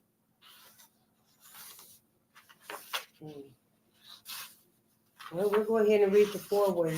And it's just one page right here. We're going to read the foreword. Foreword. What lies at the root of race hatred? Didn't I just say we get into the root of what's wrong with us? Why we can't come together? Yeah, we're going to read this book. We're going to read this book.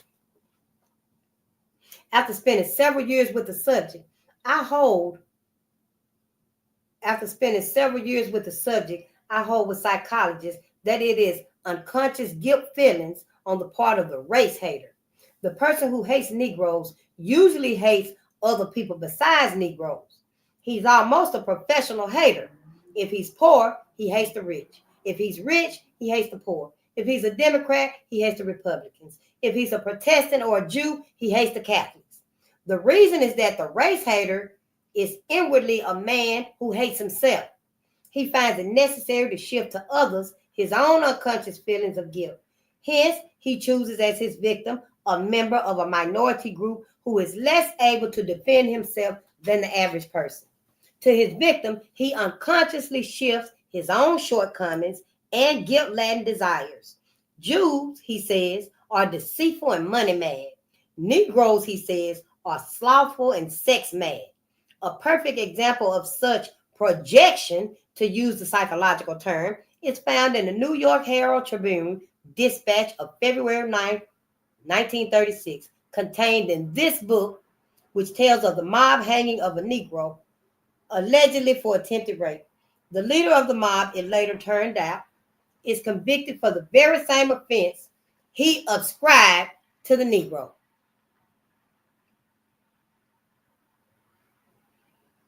I shall not discourse upon the horror of the white man's treatment of the black man in America, in American history.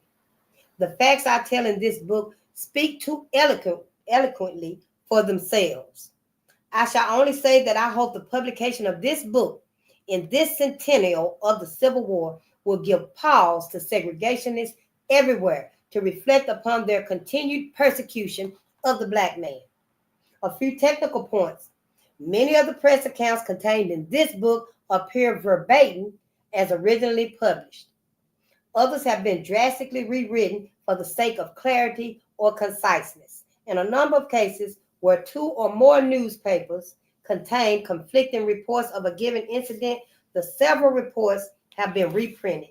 In cases where 2 or more newspapers contain different but not conflicting information, the information from all sources has been synthesized into one story and attributed to the newspaper which provided most of the facts. In no case have facts as reported in the press, been altered. Ralph Ginsburg. There's a great time coming, and it's not far off. Been long, long, long on the way.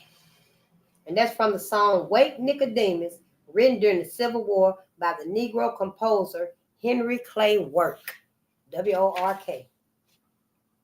We read one last night, I think. We read a couple, so maybe 2 or 3.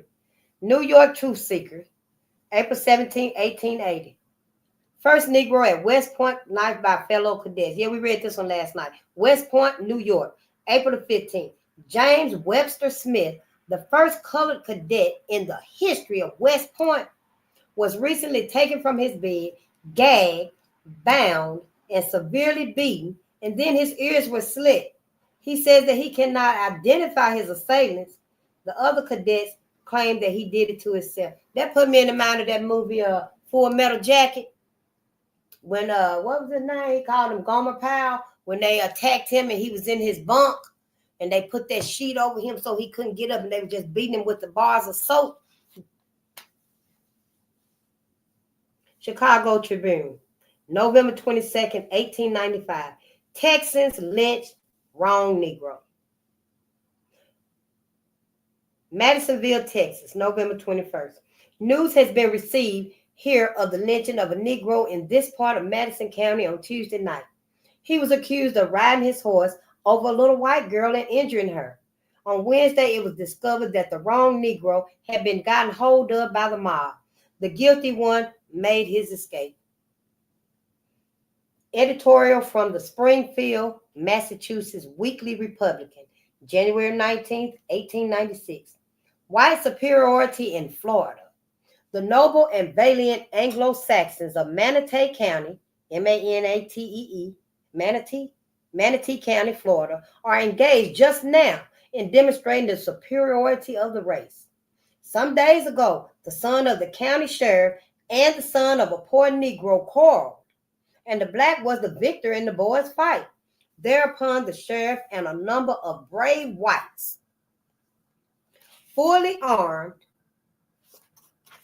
went to the Negro's cabin at night and demanded that the boy be handed over to them. Knowing what would be his probable fate, the Negro refused to surrender his son. On the contrary, he seized a gun, and when the white mob fired upon the house, he returned the fire and killed the sheriff. Then the whites, in a rage, picked up a log and rushed upon the cabin door to batter it in, and another shot from the Negro's gun killed another white man and fatally wounded a third. The mob retreated for reinforcements, and the Negro took his boy and his gun and made off for the swamps. At last accounts, he had not been captured and tortured to death, but in lieu of this, the noble and manly whites were going about the country, firing into the cabins of innocent and defenseless blacks, burning up the homes of some, killing others, and ordering a general exodus of Negroes, threatening a boycott on employers of labor who would not discourage their Negro help. And this is Kissimmee Valley, Florida, the Gazette. April 28th, 1899. Sam Holt burned at stake. That's H-O-L-T. Sam Holt. Don't forget his name. Sam Holt, the Negro who is thought to have murdered Alfred Cranford, C-A-R-N-F-O-R-D, and assailed Cranford's wife, was burned at the stake 1.25 miles from Newnan, Georgia. N-E-W-N-A-N. Sunday afternoon, July the 23rd at 2:30 o'clock. Fully 2,000 people surrounded the small sapling to which he was fastened and watched the flames eat away his flesh. They saw Sam's body mutilated by knives, and witnessed the contortions of Sam Holt's body in his extreme agony. Two counties, Campbell County and Coweta, C-O-W-E-T-A, Coweta, directly interested in the crimes of the Negro, and the entire state have waited with impatience for the moment when the Negro would pay the penalty for his fiendish deeds. They was waiting, just fiending at the mouth. Such suffering had seldom been witnessed, and through it all, the Negro uttered hardly a cry. Those who witnessed the affair saw Sam Holt meet his death and saw Sam tortured before the flames with unfeigned satisfaction. Those who witnessed the affair saw the Negro meet his death and saw him tortured before the flames with unfeigned satisfaction. For sickening sights, harrowing details, and blood-curdling incidents, the burning of Hope is unsurpassed by any occurrence of a like kind ever heard of in the history of Georgia. A few smoldering ashes scattered about the place, a blackened stake, are all that was left to tell the story. Not even the bones of Sam, of the Negro, of Sam was left to tell the story. Not even the bones of the Negro were left in peace, but were eagerly snatched up by a crowd of people drawn from all directions, who almost fought over the burning body of the man, carving it up with their knives and seeking souvenirs of the occurrence. Sam Holt went to the stake with as much courage as anyone could possibly have possessed on such an occasion.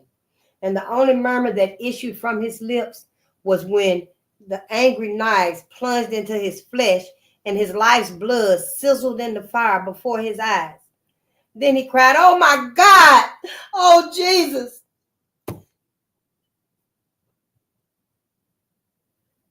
The crowd that burned Sam Holt believed it had made no mistake of his guilt or identity. After the first flames licked at his feet, he was temporarily removed from the sapling, at which time he is said to have admitted his guilt. No, he didn't. No, he didn't. One of the strangest features of the entire affair is the part played in the execution by a northern man. This man, whose name would not be divulged by those who knew him, announced that he was from the north, while he calmly saturated Sam's clothing with kerosene oil. Mrs. Cranford, the rape victim, was not permitted to identify the Negro. She is ill, and it was thought the shock would be too great for her. The crowd was satisfied with the identification of Sam Holt by Mrs. Cranford's mother, who did not, however, actually see Sam Holt commit the crime. Mass, M-A-S-K-S, Mass played no part of the lynching. There was no secrecy, no effort to prevent anyone seeing who lighted the fire, who cut off his ears, or who took his head. Everybody knew. Everybody. On the trunk of a tree nearby was pinned the following placard: "We must protect our Southern women." All for the white women. Yeah, all this was for your motherfucking ass. And this is another one from another newspaper. Springfield, Massachusetts Weekly Republican, April 28, 1899. Negro burned alive in Florida. Second Negro then hanged. Newman, Georgia, April 23rd. Sam Holt, the murderer of Alfred Cranford, and the ravisher of the latter's wife, was burned at the stake near Newnan, Georgia, this afternoon in the presence of 2,000 people.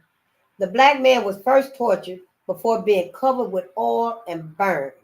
An ex-governor of Georgia made a personal appeal to his town people to let the law take its course, but without the slightest avail. Before the torch was applied to the pyre, P-Y-R-E, the Negro was deprived of his ears. The Negro was deprived of his ears, his fingers, and his genital parts of his body. He pleaded pitifully for his life while the mutilation was going on. But he stood the ordeal of fire with surprising fortitude. Before the body was cool, it was cut to pieces.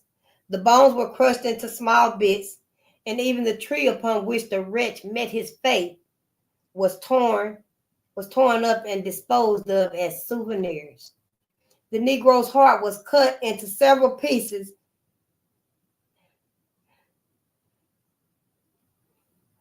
as was also his liver. Those unable to obtain the ghastly relics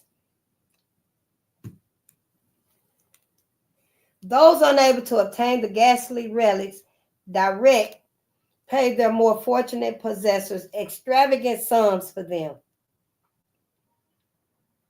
Small pieces of bones went for 25 cents, and a bit of the liver crisply cooked sold for 10 cents. As soon as the Negro was soon to be dead, there was a tremendous struggle among the crowd which had witnessed his tragic end to secure the souvenirs. A rush was made for the stake, and those near the body were forced against it and had to fight for their freedom. Knives were quickly produced, and soon the body was dismembered. One of the men who lifted the can of kerosene to the Negro's head is said to be a native of Pennsylvania. His name is known to those who were with him, but they refused to divulge it. The mob was composed of citizens of Noonan, Griffin, Palmetto, and other little towns in the country round about Noonan, and of all the farmers who had received word that the burning was to take place.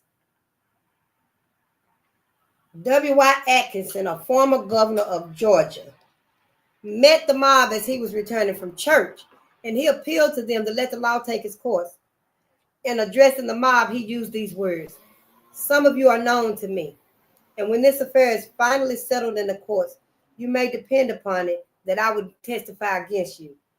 A member of the mob was seen to draw a revolver and level it at Mr. Atkinson, but his arm was seized and the pistol taken from him. The mob was frantic. The mob was frantic with delays and would hear of nothing.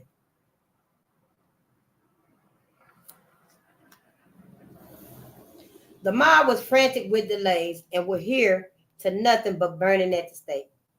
Before being put to death, Sam is said to have confessed to killing Cranford, stating that he had been paid $20 by Lige, L-I-G-E Strickland, a Negro preacher at Palmetto, for the deed. That was a lie. Holt was located in the little cabin of his mother on the farm of the Joneses brothers between Macon and Columbus, and he was brought to jail. Word was sent to Mrs. Cranford at Palmetto that it was believed Holt was under arrest and that her presence was necessary in Noonan to make sure of his identification.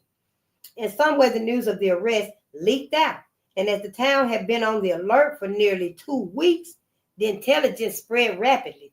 The town had been waiting. The newspapers would tell that a white woman was assaulted, raped, beat, whatever, attempted rape, whatever. And the newspapers would put that out there, and white people knew that a black man is being hunted for that committed this crime, and so they was waiting for it. So they had been waiting 2 weeks when they got Sam Holt. They had been waiting 2 weeks. They was ready. From every house in the little city came its occupants, and a good-sized crowd had soon gathered about the jail. Sheriff Brown was importuned to give up the prisoner. And finally, in order to avoid an assault on the jail and possible bloodshed, he turned the Negro over to the waiting crowd. In racial violence in Kentucky, 1865 to 1940, the white mob would go to the jail and just take the black man out of the jail. If they couldn't get the black man that was allegedly accused of a crime and stuff, because the jail started moving the said black man to another jail so that the mob couldn't get to him, they would take any black man. They would go through the towns and just start attacking black people because that one black man, they couldn't get him. That's what they did. So a lot of times in that book, the sheriffs, and they just handed the black man over. If they didn't hand the black men over, then the people, white people, would just run out, would just destroy the jails. They would destroy the jails, the whole city, the whole town. Those were your first, how they always, why y'all burn down y'all homes and y'all communities and stuff. White folks was the one that started it. White folks was the ones that started it. You know, just burning down everything and stuff. I'm not saying that it's right, but drive-bys too. And racial violence in the United States, I think it was racial violence in Kentucky. I got to get that book again because I'm sure that's where drive-bys come from. White folks was riding in black people neighborhoods and just shooting. So black men got in their cars and they were riding through each other's neighborhoods just shooting. At some point, white men stopped doing in the black folks' neighborhood, but black folks turned the guns on themselves and started doing drive-bys in our communities. It's so fucked up. It's mental. We got to get some healing. We got to find out, how do we get our healing? We got to learn. Start thinking for ourselves. Start critiquing our history, our present, the future. What is the future going to be like? Make America great again for this? Is this what you're talking about? Make America great again, white folks?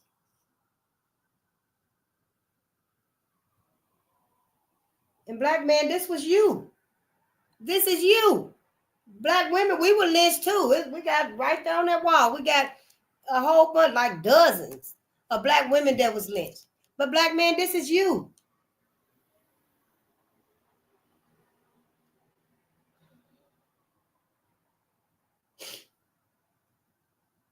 A procession was quickly formed, and the doomed Negro was marched at the head of a yelling, shouting crowd through several streets of the town. Soon the public square was reached. Here, ex-Governor Atkinson of Georgia, Atkinson. Here, ex-Governor Atkinson of Georgia, who lives in Newnan, came hurriedly upon the scene, and standing up in a buggy, importuned the crowd to let the law take its course. Governor Atkinson said, "My fellow citizens and friends." Why the fuck didn't he just call them criminals? That's what they were. They were breaking the law. They were finna lynch a man. And ain't that the time? Then yeah, we gonna save it. Y'all gonna tear the motherfucking jail down, then tear it down. But we gonna save them. Wasn't anybody's life worth not just handing them over? And lynchings in Duluth. White folks, for Irene Tuscan, white folks lynched them 3 young black men right there. And they knew Irene hadn't been assaulted, hadn't been raped. Her mama knew. Everybody knew. Her boyfriend, Jimmy Sullivan, that went and told his daddy knew. The man that examined Irene knew. Everybody knew. I think, in my opinion, Minnesotans just wanted to experience the lynching, how it felt, what it looked like, what it smelled like, the vibe, the frequency, the carnival atmosphere. Because during John Hartfield's lynching, it was like a carnival atmosphere with 10,000 white folks there. White kids was in the tree looking at John being tortured. Pregnant white women marching their pregnant ass to the lynchings. 10,000 white folks. Where did these folks come from? Where did this mindset come from? This rage, this instinct.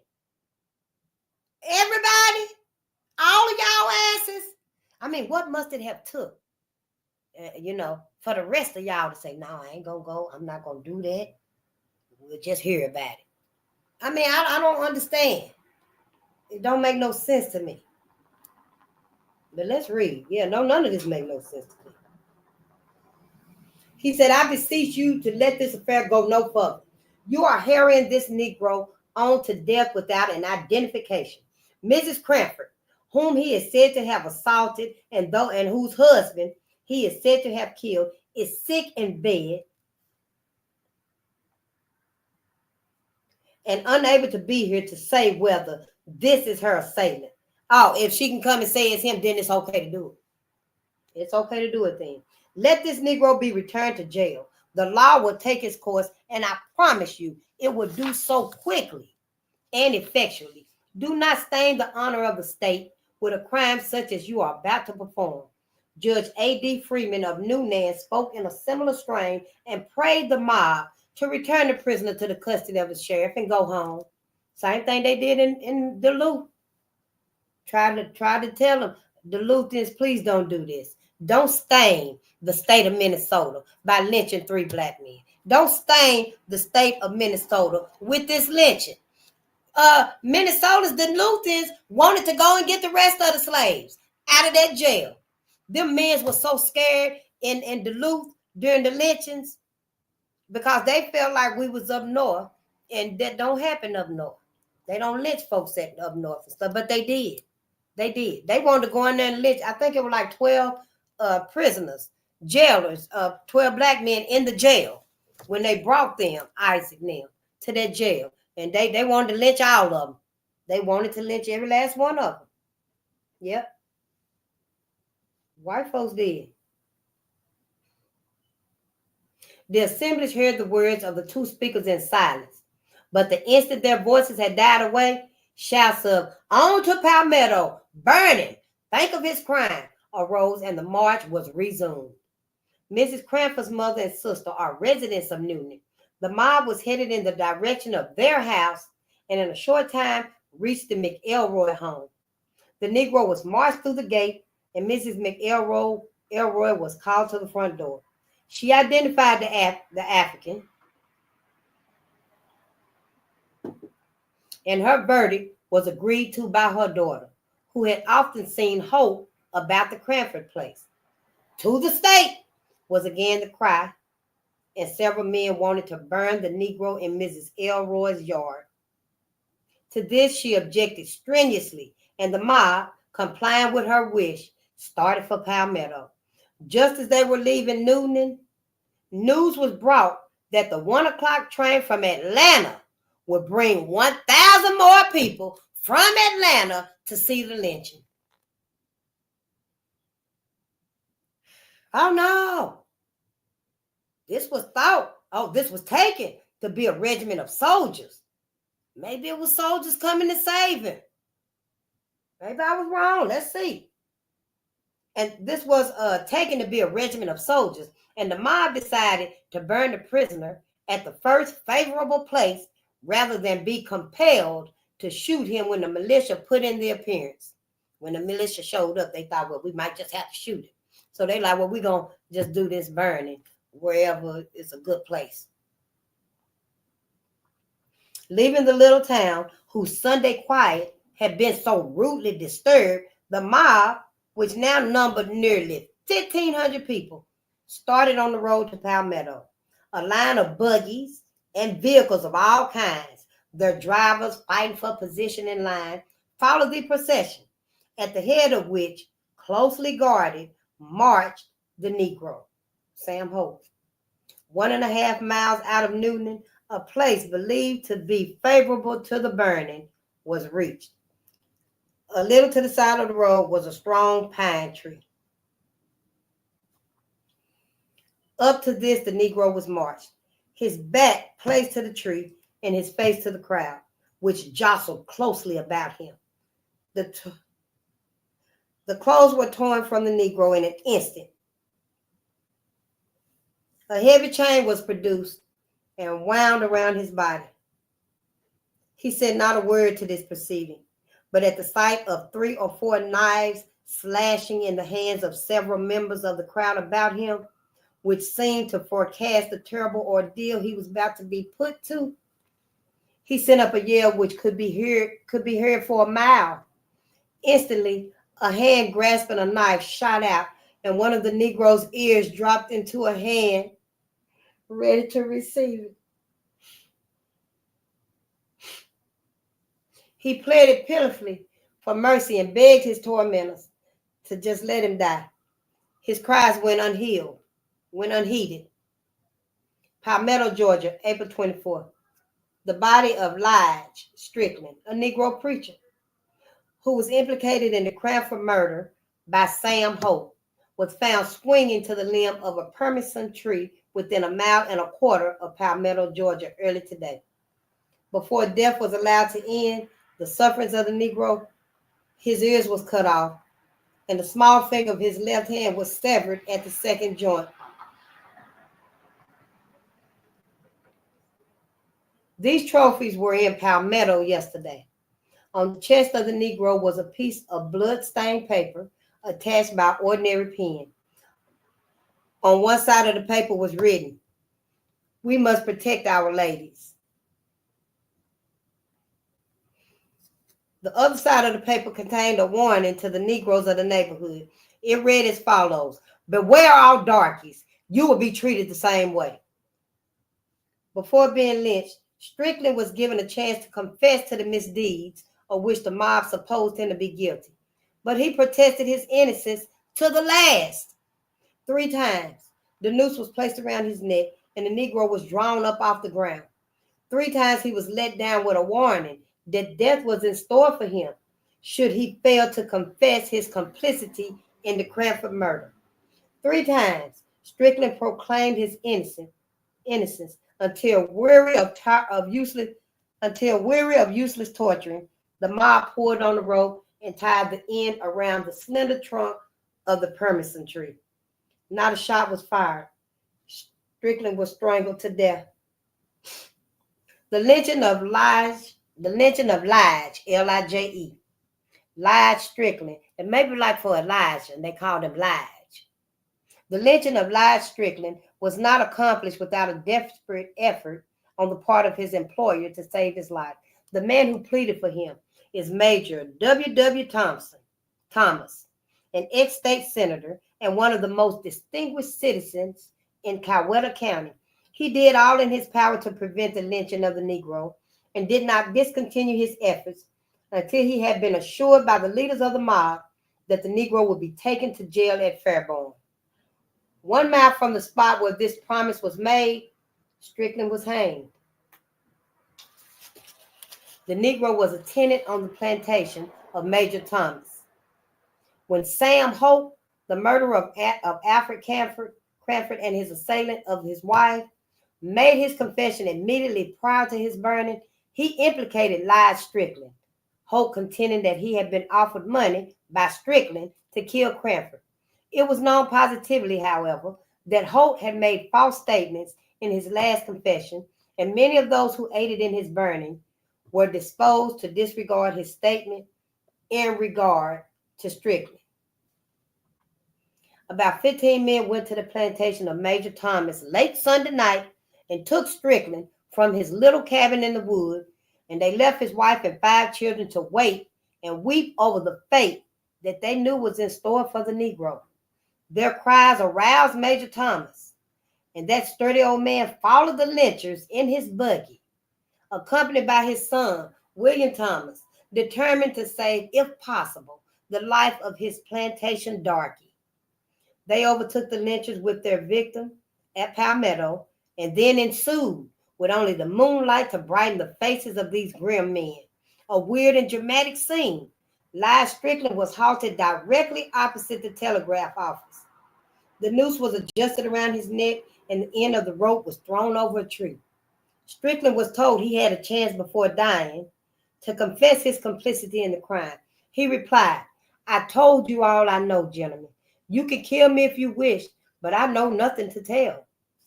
The Negro's life might have been ended then, but for the arrival of Major Thomas, who leapt from his buggy and asked for a hearing. He asked the crowd to give the Negro a chance for his life and said, "Gentlemen, this Negro is innocent." Holt said Lige had promised to give him $20 to kill Alfred Cranford, and I don't believe Lige had $20 since he has been on my place. He has never done any of you any harm. I want you to promise me that you will turn him over to the bailiff of this town that he may be given a hearing. I do not ask you to liberate him. Hold him for the courts." The mob replied that Strickland had inflamed the Negroes in the neighborhood and had a bad reputation, having run away from East Point several years ago.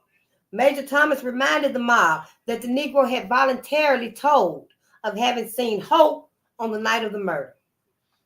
One of the mob replied that Strickland had done this in the cunningness of his guilt to establish his own innocence.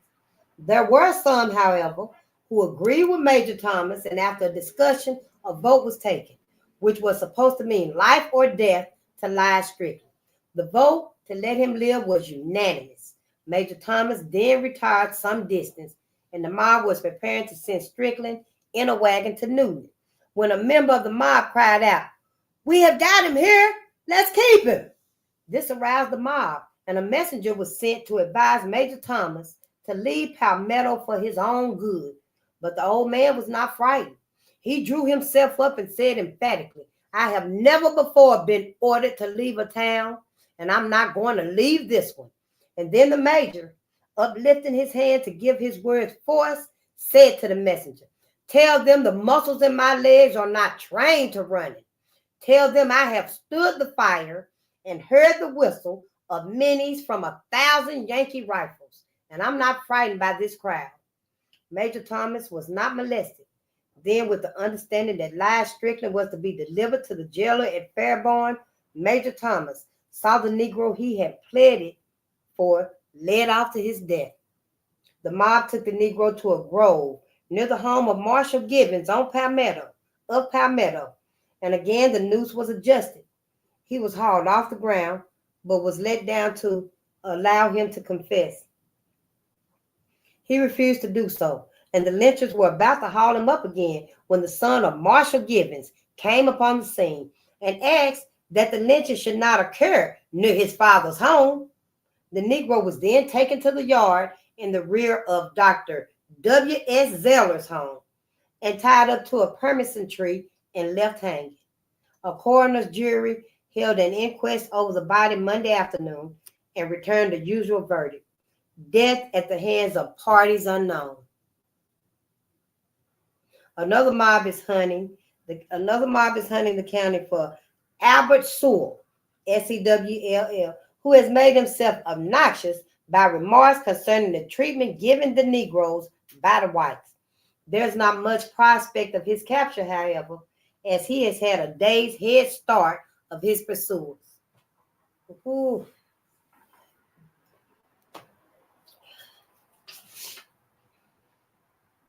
I think this is going to be the last one. Yeah, maybe.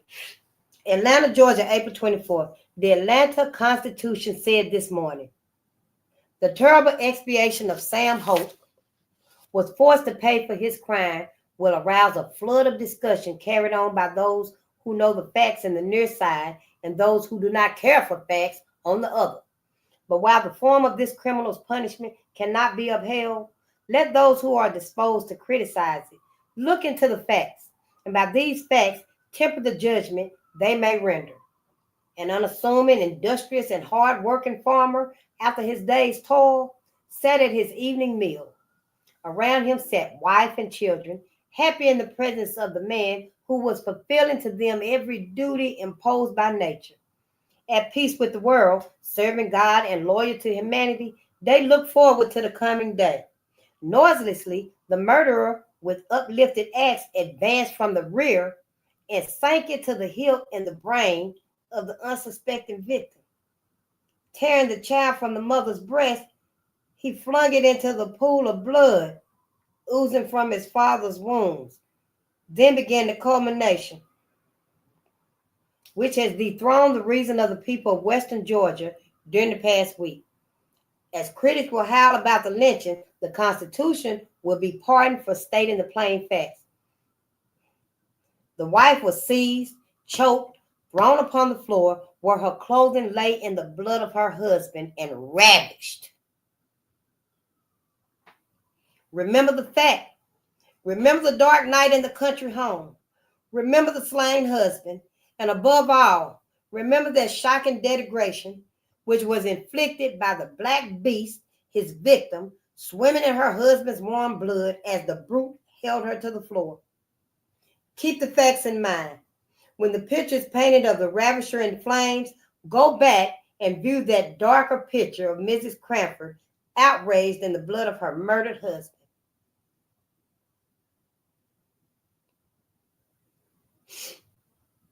Atlanta, Georgia, April 24. Governor Candler of Georgia Sunday night gave the Associated Press the following statement on the burning of Sam Holt near Newman. The whole thing is deplorable, and Sam Holt's crime, the horrible details of which have been published and are too horrible for publication, is the most diabolical in the annals of crime. The Negroes of the community lost the best opportunity they will ever have to elevate themselves in the estimation of their white neighbors.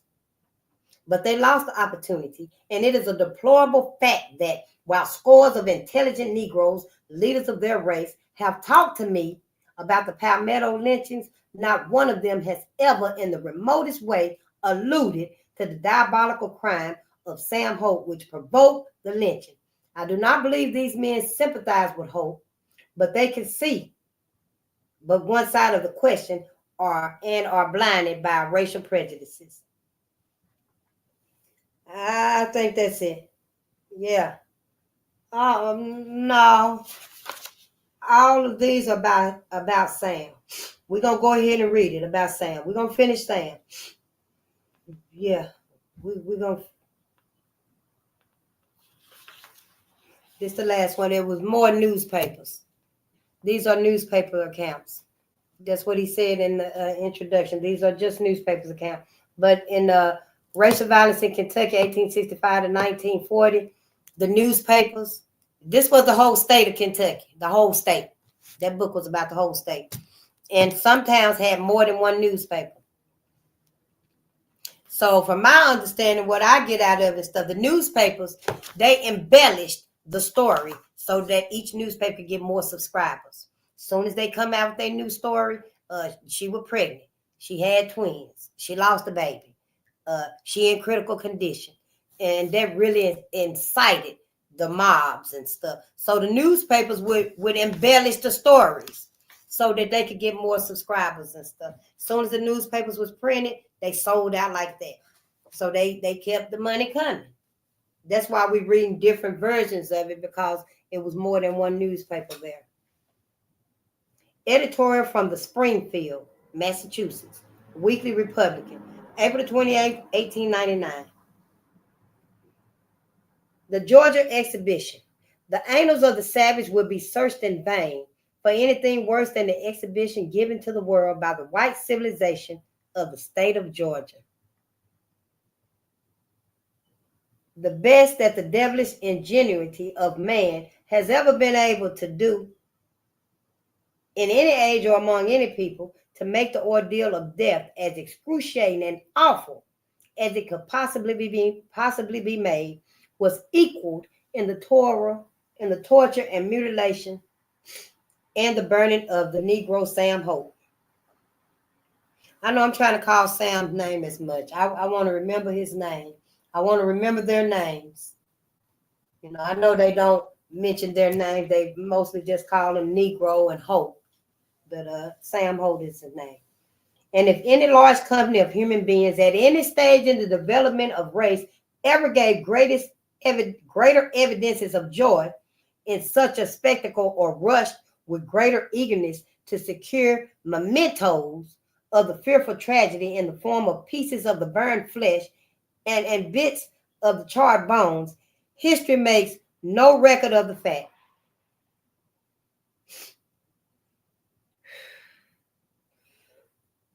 That was a long sentence. Let me try it again.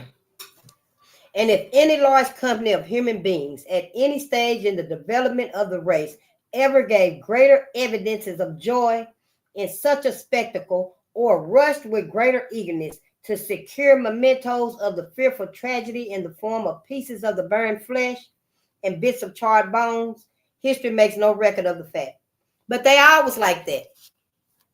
Every lynching was like that. After it was over and the body was burned and stuff, white folks just ran, stampeded over each other to go get souvenirs from the bodies and stuff. The nation and the whole civilized world must stand aghast at the revelation. A civilized community numbering thousands at the drop of a hat, throws off the restraints and effects of many centuries of progress and stands forth in the naked savagery of the primitive man. Men and women cheer and express feelings of triumph and joy as the victim is harried on to the stake to make a Sunday holiday in one of the most orthodox religious communities in the United States. They cut off his ears, his fingers, and other members of the body, and strip him and pour oil upon him, while the spectators crowd desperately for positions of advantage in the great work of torture and death. As the flames rise about the victim, the people watch the quiverings of the flesh and the writhings of the frame and shout back descriptions to the jostling, cheering hundreds on the outskirts of the ring, letting everybody out there know what they witnessing because they can get a view of it. There was so many white people there. They were just hollering back to each other what's happening with it. The Negro raises a cry of agony that can be heard far away. Noah said it can be heard like a mile away. And in a supreme effort, loosens the upper part of his body from the chain, which binds it to the tree. The fire is deadened while he is being chained back, and the awful agony prolonged to the evident relish of the spectators. Then more oil and fire, and death at last comes to the man's release. Meantime, the news has spread of what is going on, and hundreds leave Atlanta and other places by special train to see the fun. That's what it says. Meantime, the news has spread of what is going on, and hundreds leave Atlanta and other places by special train to see the fun. They put a train on the track just to get them there. It was a special train. It's a special occasion. They put a train on the track just to get them there. There's a rush upon what is left of the body, and spectators cut off bits of the flesh and liver and the bones as precious souvenirs of the day. The mob is now only fairly started on the hunt for vengeance and amusement. The victim, in the midst of the torture, gives the name of one alleged to be implicated in his crime. It may have been a suggestion of truth, or it may have been the false prompting of a desperate desire to save himself, quite likely the latter. But the mob sets off after the Negro Strickland. He is seized in the dead of night, just like Emmett Till was. Just like Fred Hampton. They got Fred in the dead of night, I think. He was in the bed with his 8-month-old wife. It may have been the suggestion of truth, or quite likely the latter, but the mob sets off after the Negro Strickland. He is seized in the dead of night. His white employer says he believes the man is innocent. No matter, the appetite for blood is up and has not been satisfied. The Negro is tried by mob oratory and condemned. He is strung up and let down once or twice by way of extorting a confession. And through it all, he protests his innocence. His ears and fingers are cut off, and the body is finally left dangling from a tree limb.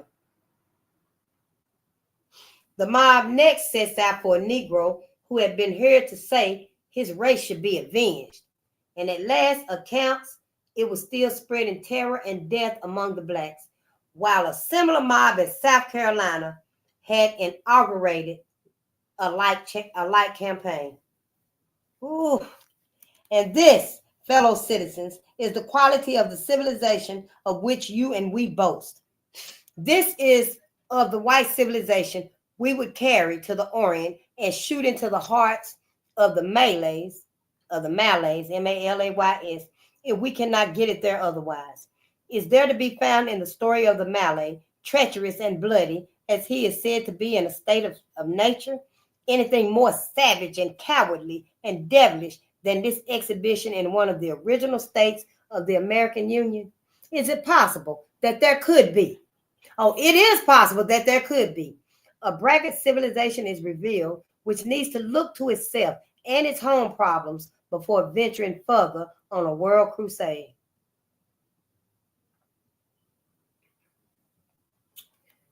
I think that's it for tonight. Yeah, we getting out of here early. We gonna go process this. I can't say how far we gonna go tomorrow. And all this was Sam Hope from separate newspapers. Accounts of what happened to Sam Hope. I gotta go process this. I'm sure you do too. And that's what we're gonna do tonight. But process it, and just process it. Okay, don't let it make you bitter and stuff. We got a whole lot to learn. It seems like this is what we're gonna be in now. The savage and the ravageness of our people, learning about the torture and the terror and why we can't come together for us.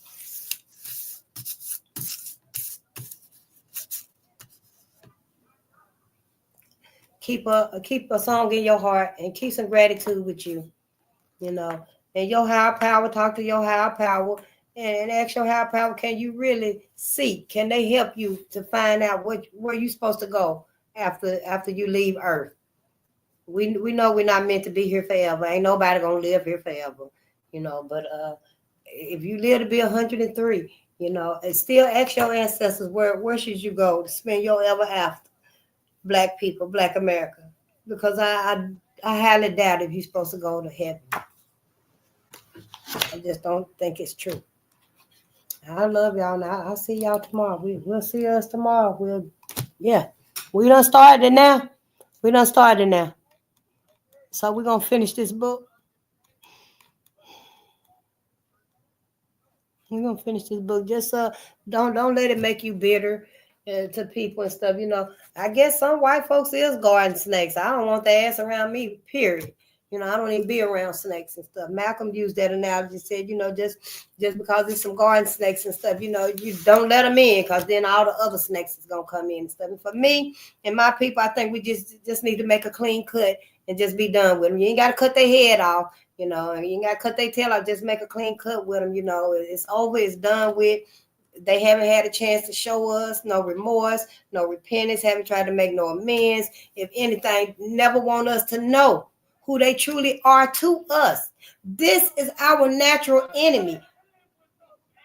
Sister Vicky always talk about our open enemy. This is our open enemy. It's not us. You're not my enemy, my sister and my brother. You're not my enemy. I know we got some disagreements with us and stuff, and we got some tension amongst us and stuff, but we can fix all that. We can heal all of that. We are not our natural enemies. We're not even our enemies. We've been bred to think like this, and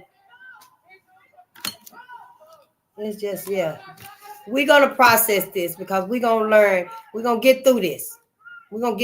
And after this right here, y'all, then we'll be on. Yeah, we'll have some healing, and we can go on and start creating. We can really start creating for us and building for us, because I'm tired of this. I don't want us to stay in this no more. I don't want to stay in it. This right here is going to give us the impetus, the motivation, and the inspiration to just do for us now.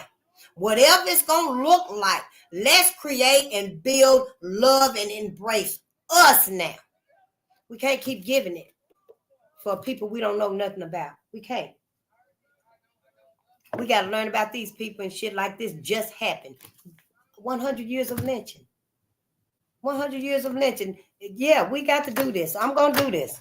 I'll be back tomorrow. I love y'all. Zabu, I love you too. And Gail Jones, and love to the world. Oh, I miss you so much. All of y'all. I'm glad y'all here.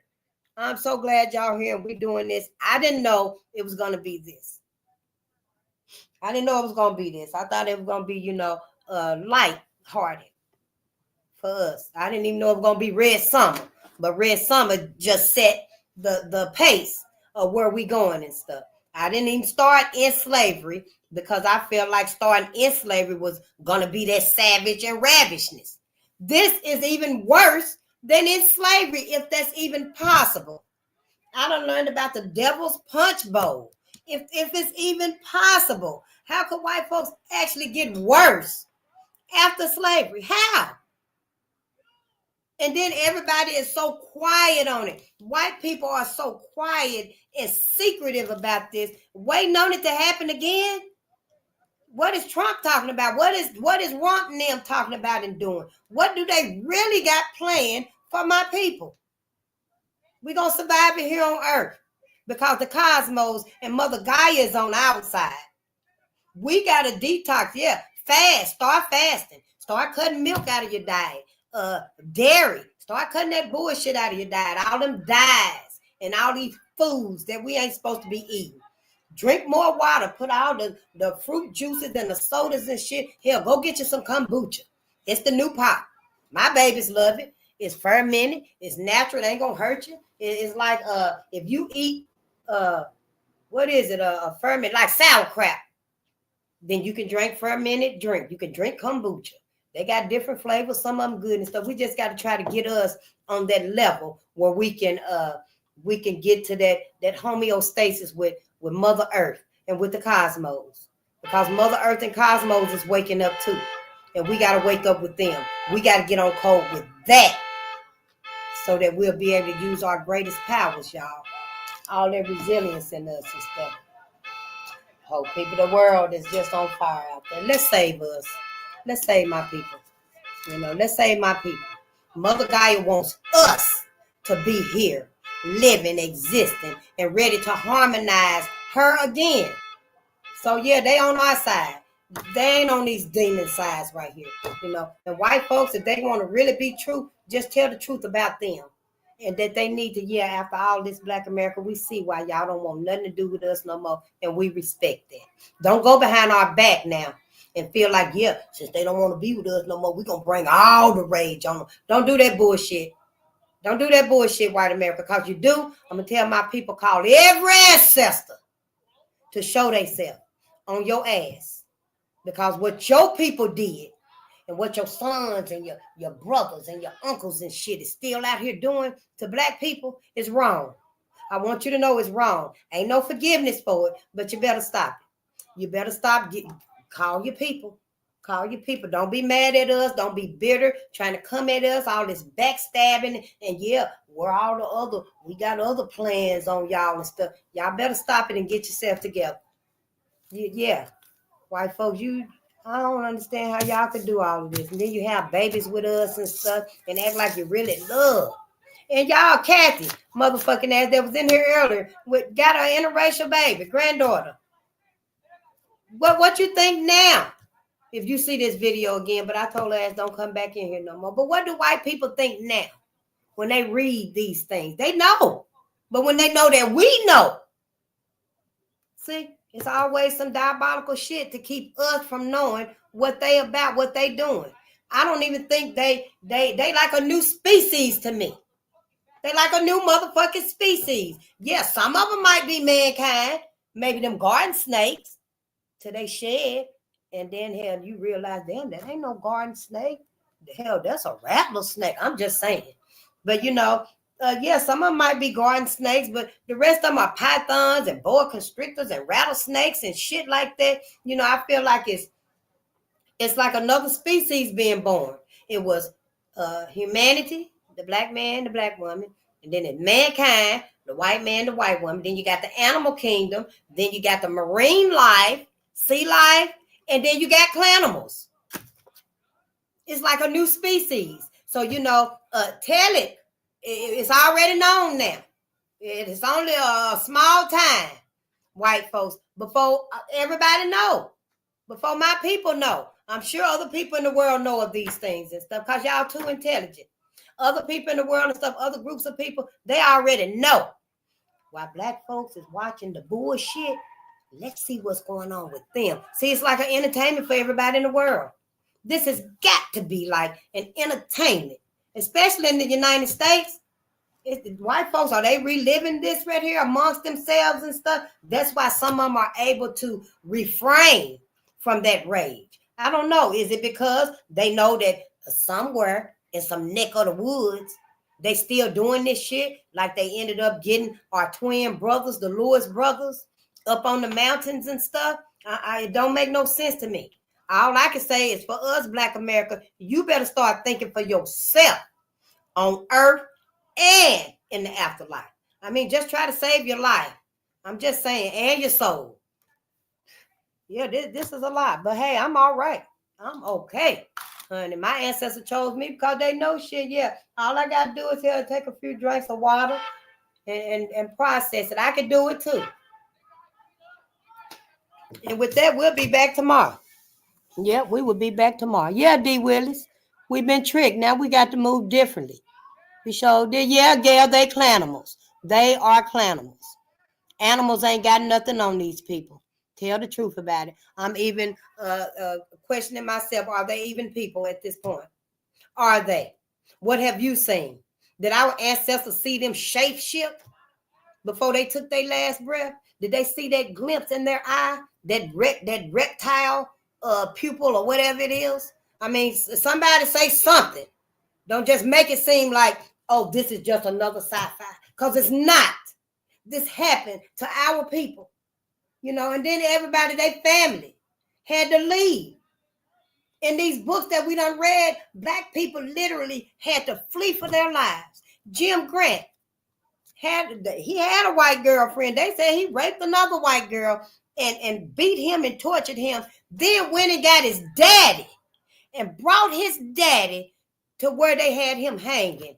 But they didn't have him up off the ground, so he was still alive. They were just dismembering him, fucking him up, torturing him. And they brought his daddy there to watch them torture his son and made him leave, or they were going to put him up there too. He finally left. He didn't want to. It took a lot for him to leave his son there because Jim was still alive till they hoisted him off the ground. And then that's when he was lynched and stuff. But they ran his father off. In Tulsa, 10,000 black people fled for their lives, had to run for their lives. White people actually had, I guess it was white people came up with the saying, and it was black people running for their lives. It was called Hejira of Negroes, Hegira, Hejira of Negroes, and it stood for black people running for their life. That's what it stood for. I mean, you know, none of this even makes sense. And then white folks act like we don't suspect them. Don't think we the reason why y'all fucked up in the head and stuff. They the very motherfucking reasons why we so against each other. What did we think we didn't fight to protect us enough? Black America? Is that what it was? I mean, from Red Summer, racial violence in Kentucky, racial violence in the United States, lynchings in Duluth, they were her property, 100 years of lynching. We got Ida B. Wells' red book over there, red record. What was it, Black America? Did we feel like we didn't fight for us enough? We didn't go out and get eye for an eye, tooth for a tooth? That we just gave up on us and put all our trust and faith in God and Jesus, when it's telling us in the books right here, everything that you're reading, that you've carried with you, embraced your whole life, put all of your eggs in your basket, that's the Bible. And now you reading things now that's saying, oh, you ain't even, they just put that in there for you. Like they just put the bronze skin and the hair like wool, they just put them little things in there so you'll be okay with the other stuff that you're supposed to be paying attention to. So since I know it's about a black man, black Jesus, and I know Jesus is black, this gonna be my book for life. Is that what y'all thinking? Now you got some more Bibles to read, Black America. You got other Bibles to read, not just these. Brother said that he got a whole library of books. We got black Bibles to read. Your ass needs to start reading them. You need to start meditating and give yourself permission to start thinking. Tonight is the night you got to ask your higher power, where the hell are you supposed to spend your ever after? Are you supposed to spend it in heaven with these people? Ask your higher power. Ask your Yahushua and Yahweh. Ask them, where's the justice for your people, for black people? In heaven? Because you ain't got no body, you ain't got no pain, you ain't got no hunger. But where your justice at though? Is white people up there too? Where your justice at? Ain't you supposed to live your ever after free? Ain't we supposed to live our ever after free? But this whole mind manipulation got us trapped here and there. How the hell you gonna be a fool and a dummy? How? White folks ain't even gave you nothing. White folks don't uplift you. White folks don't make you feel the best about you. They don't. The reason why white women, when you out with your babies and shopping and you're at the restaurants and stuff, the only reason white women come up to your black babies is because they fantasizing it. They feel that tug. They feel that pull on them. Yeah, this baby would be a perfect little slave for me. That's what they feel. That's what they feel when they come up on your kids. I don't know, hell, I didn't think they still thought like this. Is they thinking, this baby would have been my slave if slavery had never ended? I'm just saying. Hell, do you think about all of this? Because now I can't stop thinking about it. I'm going to process it. But yeah, white folks better stay the fuck away from me. Stay the fuck away from me. Y'all, black people, you better start having black babies. Let white folks have white babies. Let other groups of people in the world sleep with white people, and then white people can still have babies. But you, black America, and Africans that's coming over here, oh, pray tell, please don't y'all asses get out there and start sleeping with white folks too. Just don't do it. Have black babies. The world need black babies. The parent of all people is the black man and the black woman. That's who's supposed to keep having black babies. Ain't nobody out here willing to have black babies. Nobody but us. It's our duty, our responsibility. Just think about it. That's all I'm saying. If you got to love who you love, cause your heart telling your motherfucking ass you love Karen and Brad and Ken and shit, get your damn tubes tied. Get your nuts cut off. But don't have no babies with their motherfucking asses, okay?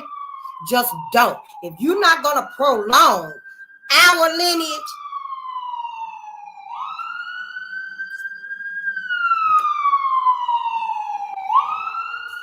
Black America, if you're not going to prolong our lineage, our genetic survival, get your motherfucking self fixed. Cut your nuts off. I don't care. Get your tubes tied. Get yourself fixed where you can't even get pregnant no more. And yeah, and then you ain't got to worry about white folks' motherfucking asses with this cannibal instinct living on. You ain't got to worry about that no more if you don't bring no babies in the world with them. So if you ain't going to have black babies, don't have no babies. That's all I got to say. I'm finna go listen to me some music, process this, and then I'm gonna get up tomorrow. We're gonna read some goodness, because tomorrow night we're gonna be reading some more of this. We're gonna go on and finish it now. We need to know our black Jesuses. Before we go, this is your first black book, your black Bible. This is your first black Bible. Your black Jesus. Yeah, you finna replace white Jesus right now.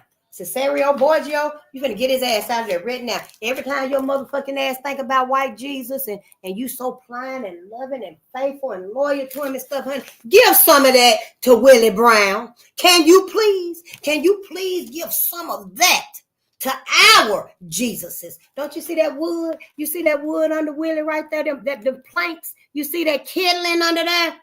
Huh? Those are our Jesuses. You leave white Jesus with white folks, and you go and you find our Jesuses, and that's who you put your heart and your resignation in. I'm just saying, white folks is fucking devilish. This might be hell. I wouldn't doubt that we in hell. We came to hell to heal our people. Really? Oh, wow. I just know I'm taking my ass to the afterlife. I ain't going to hell, and I ain't going to heaven either. I'm going to the afterlife. I know where I'm going. You better know where you going. Ain't nobody coming to free y'all ass. I done told you. I love y'all. I'll see you tomorrow. Golden Gold, thank you so much for being here. I know Zabu, I sure appreciate you. And think I stick with the black hash. I don't know what that is. Mushrooms, I guess. Yeah, I'm trying to quit cigarettes. Shit. But I'll see y'all tomorrow. Good night. Let's go process this. Yeah, we in the thick of it now. Ain't no turning back now. This is it.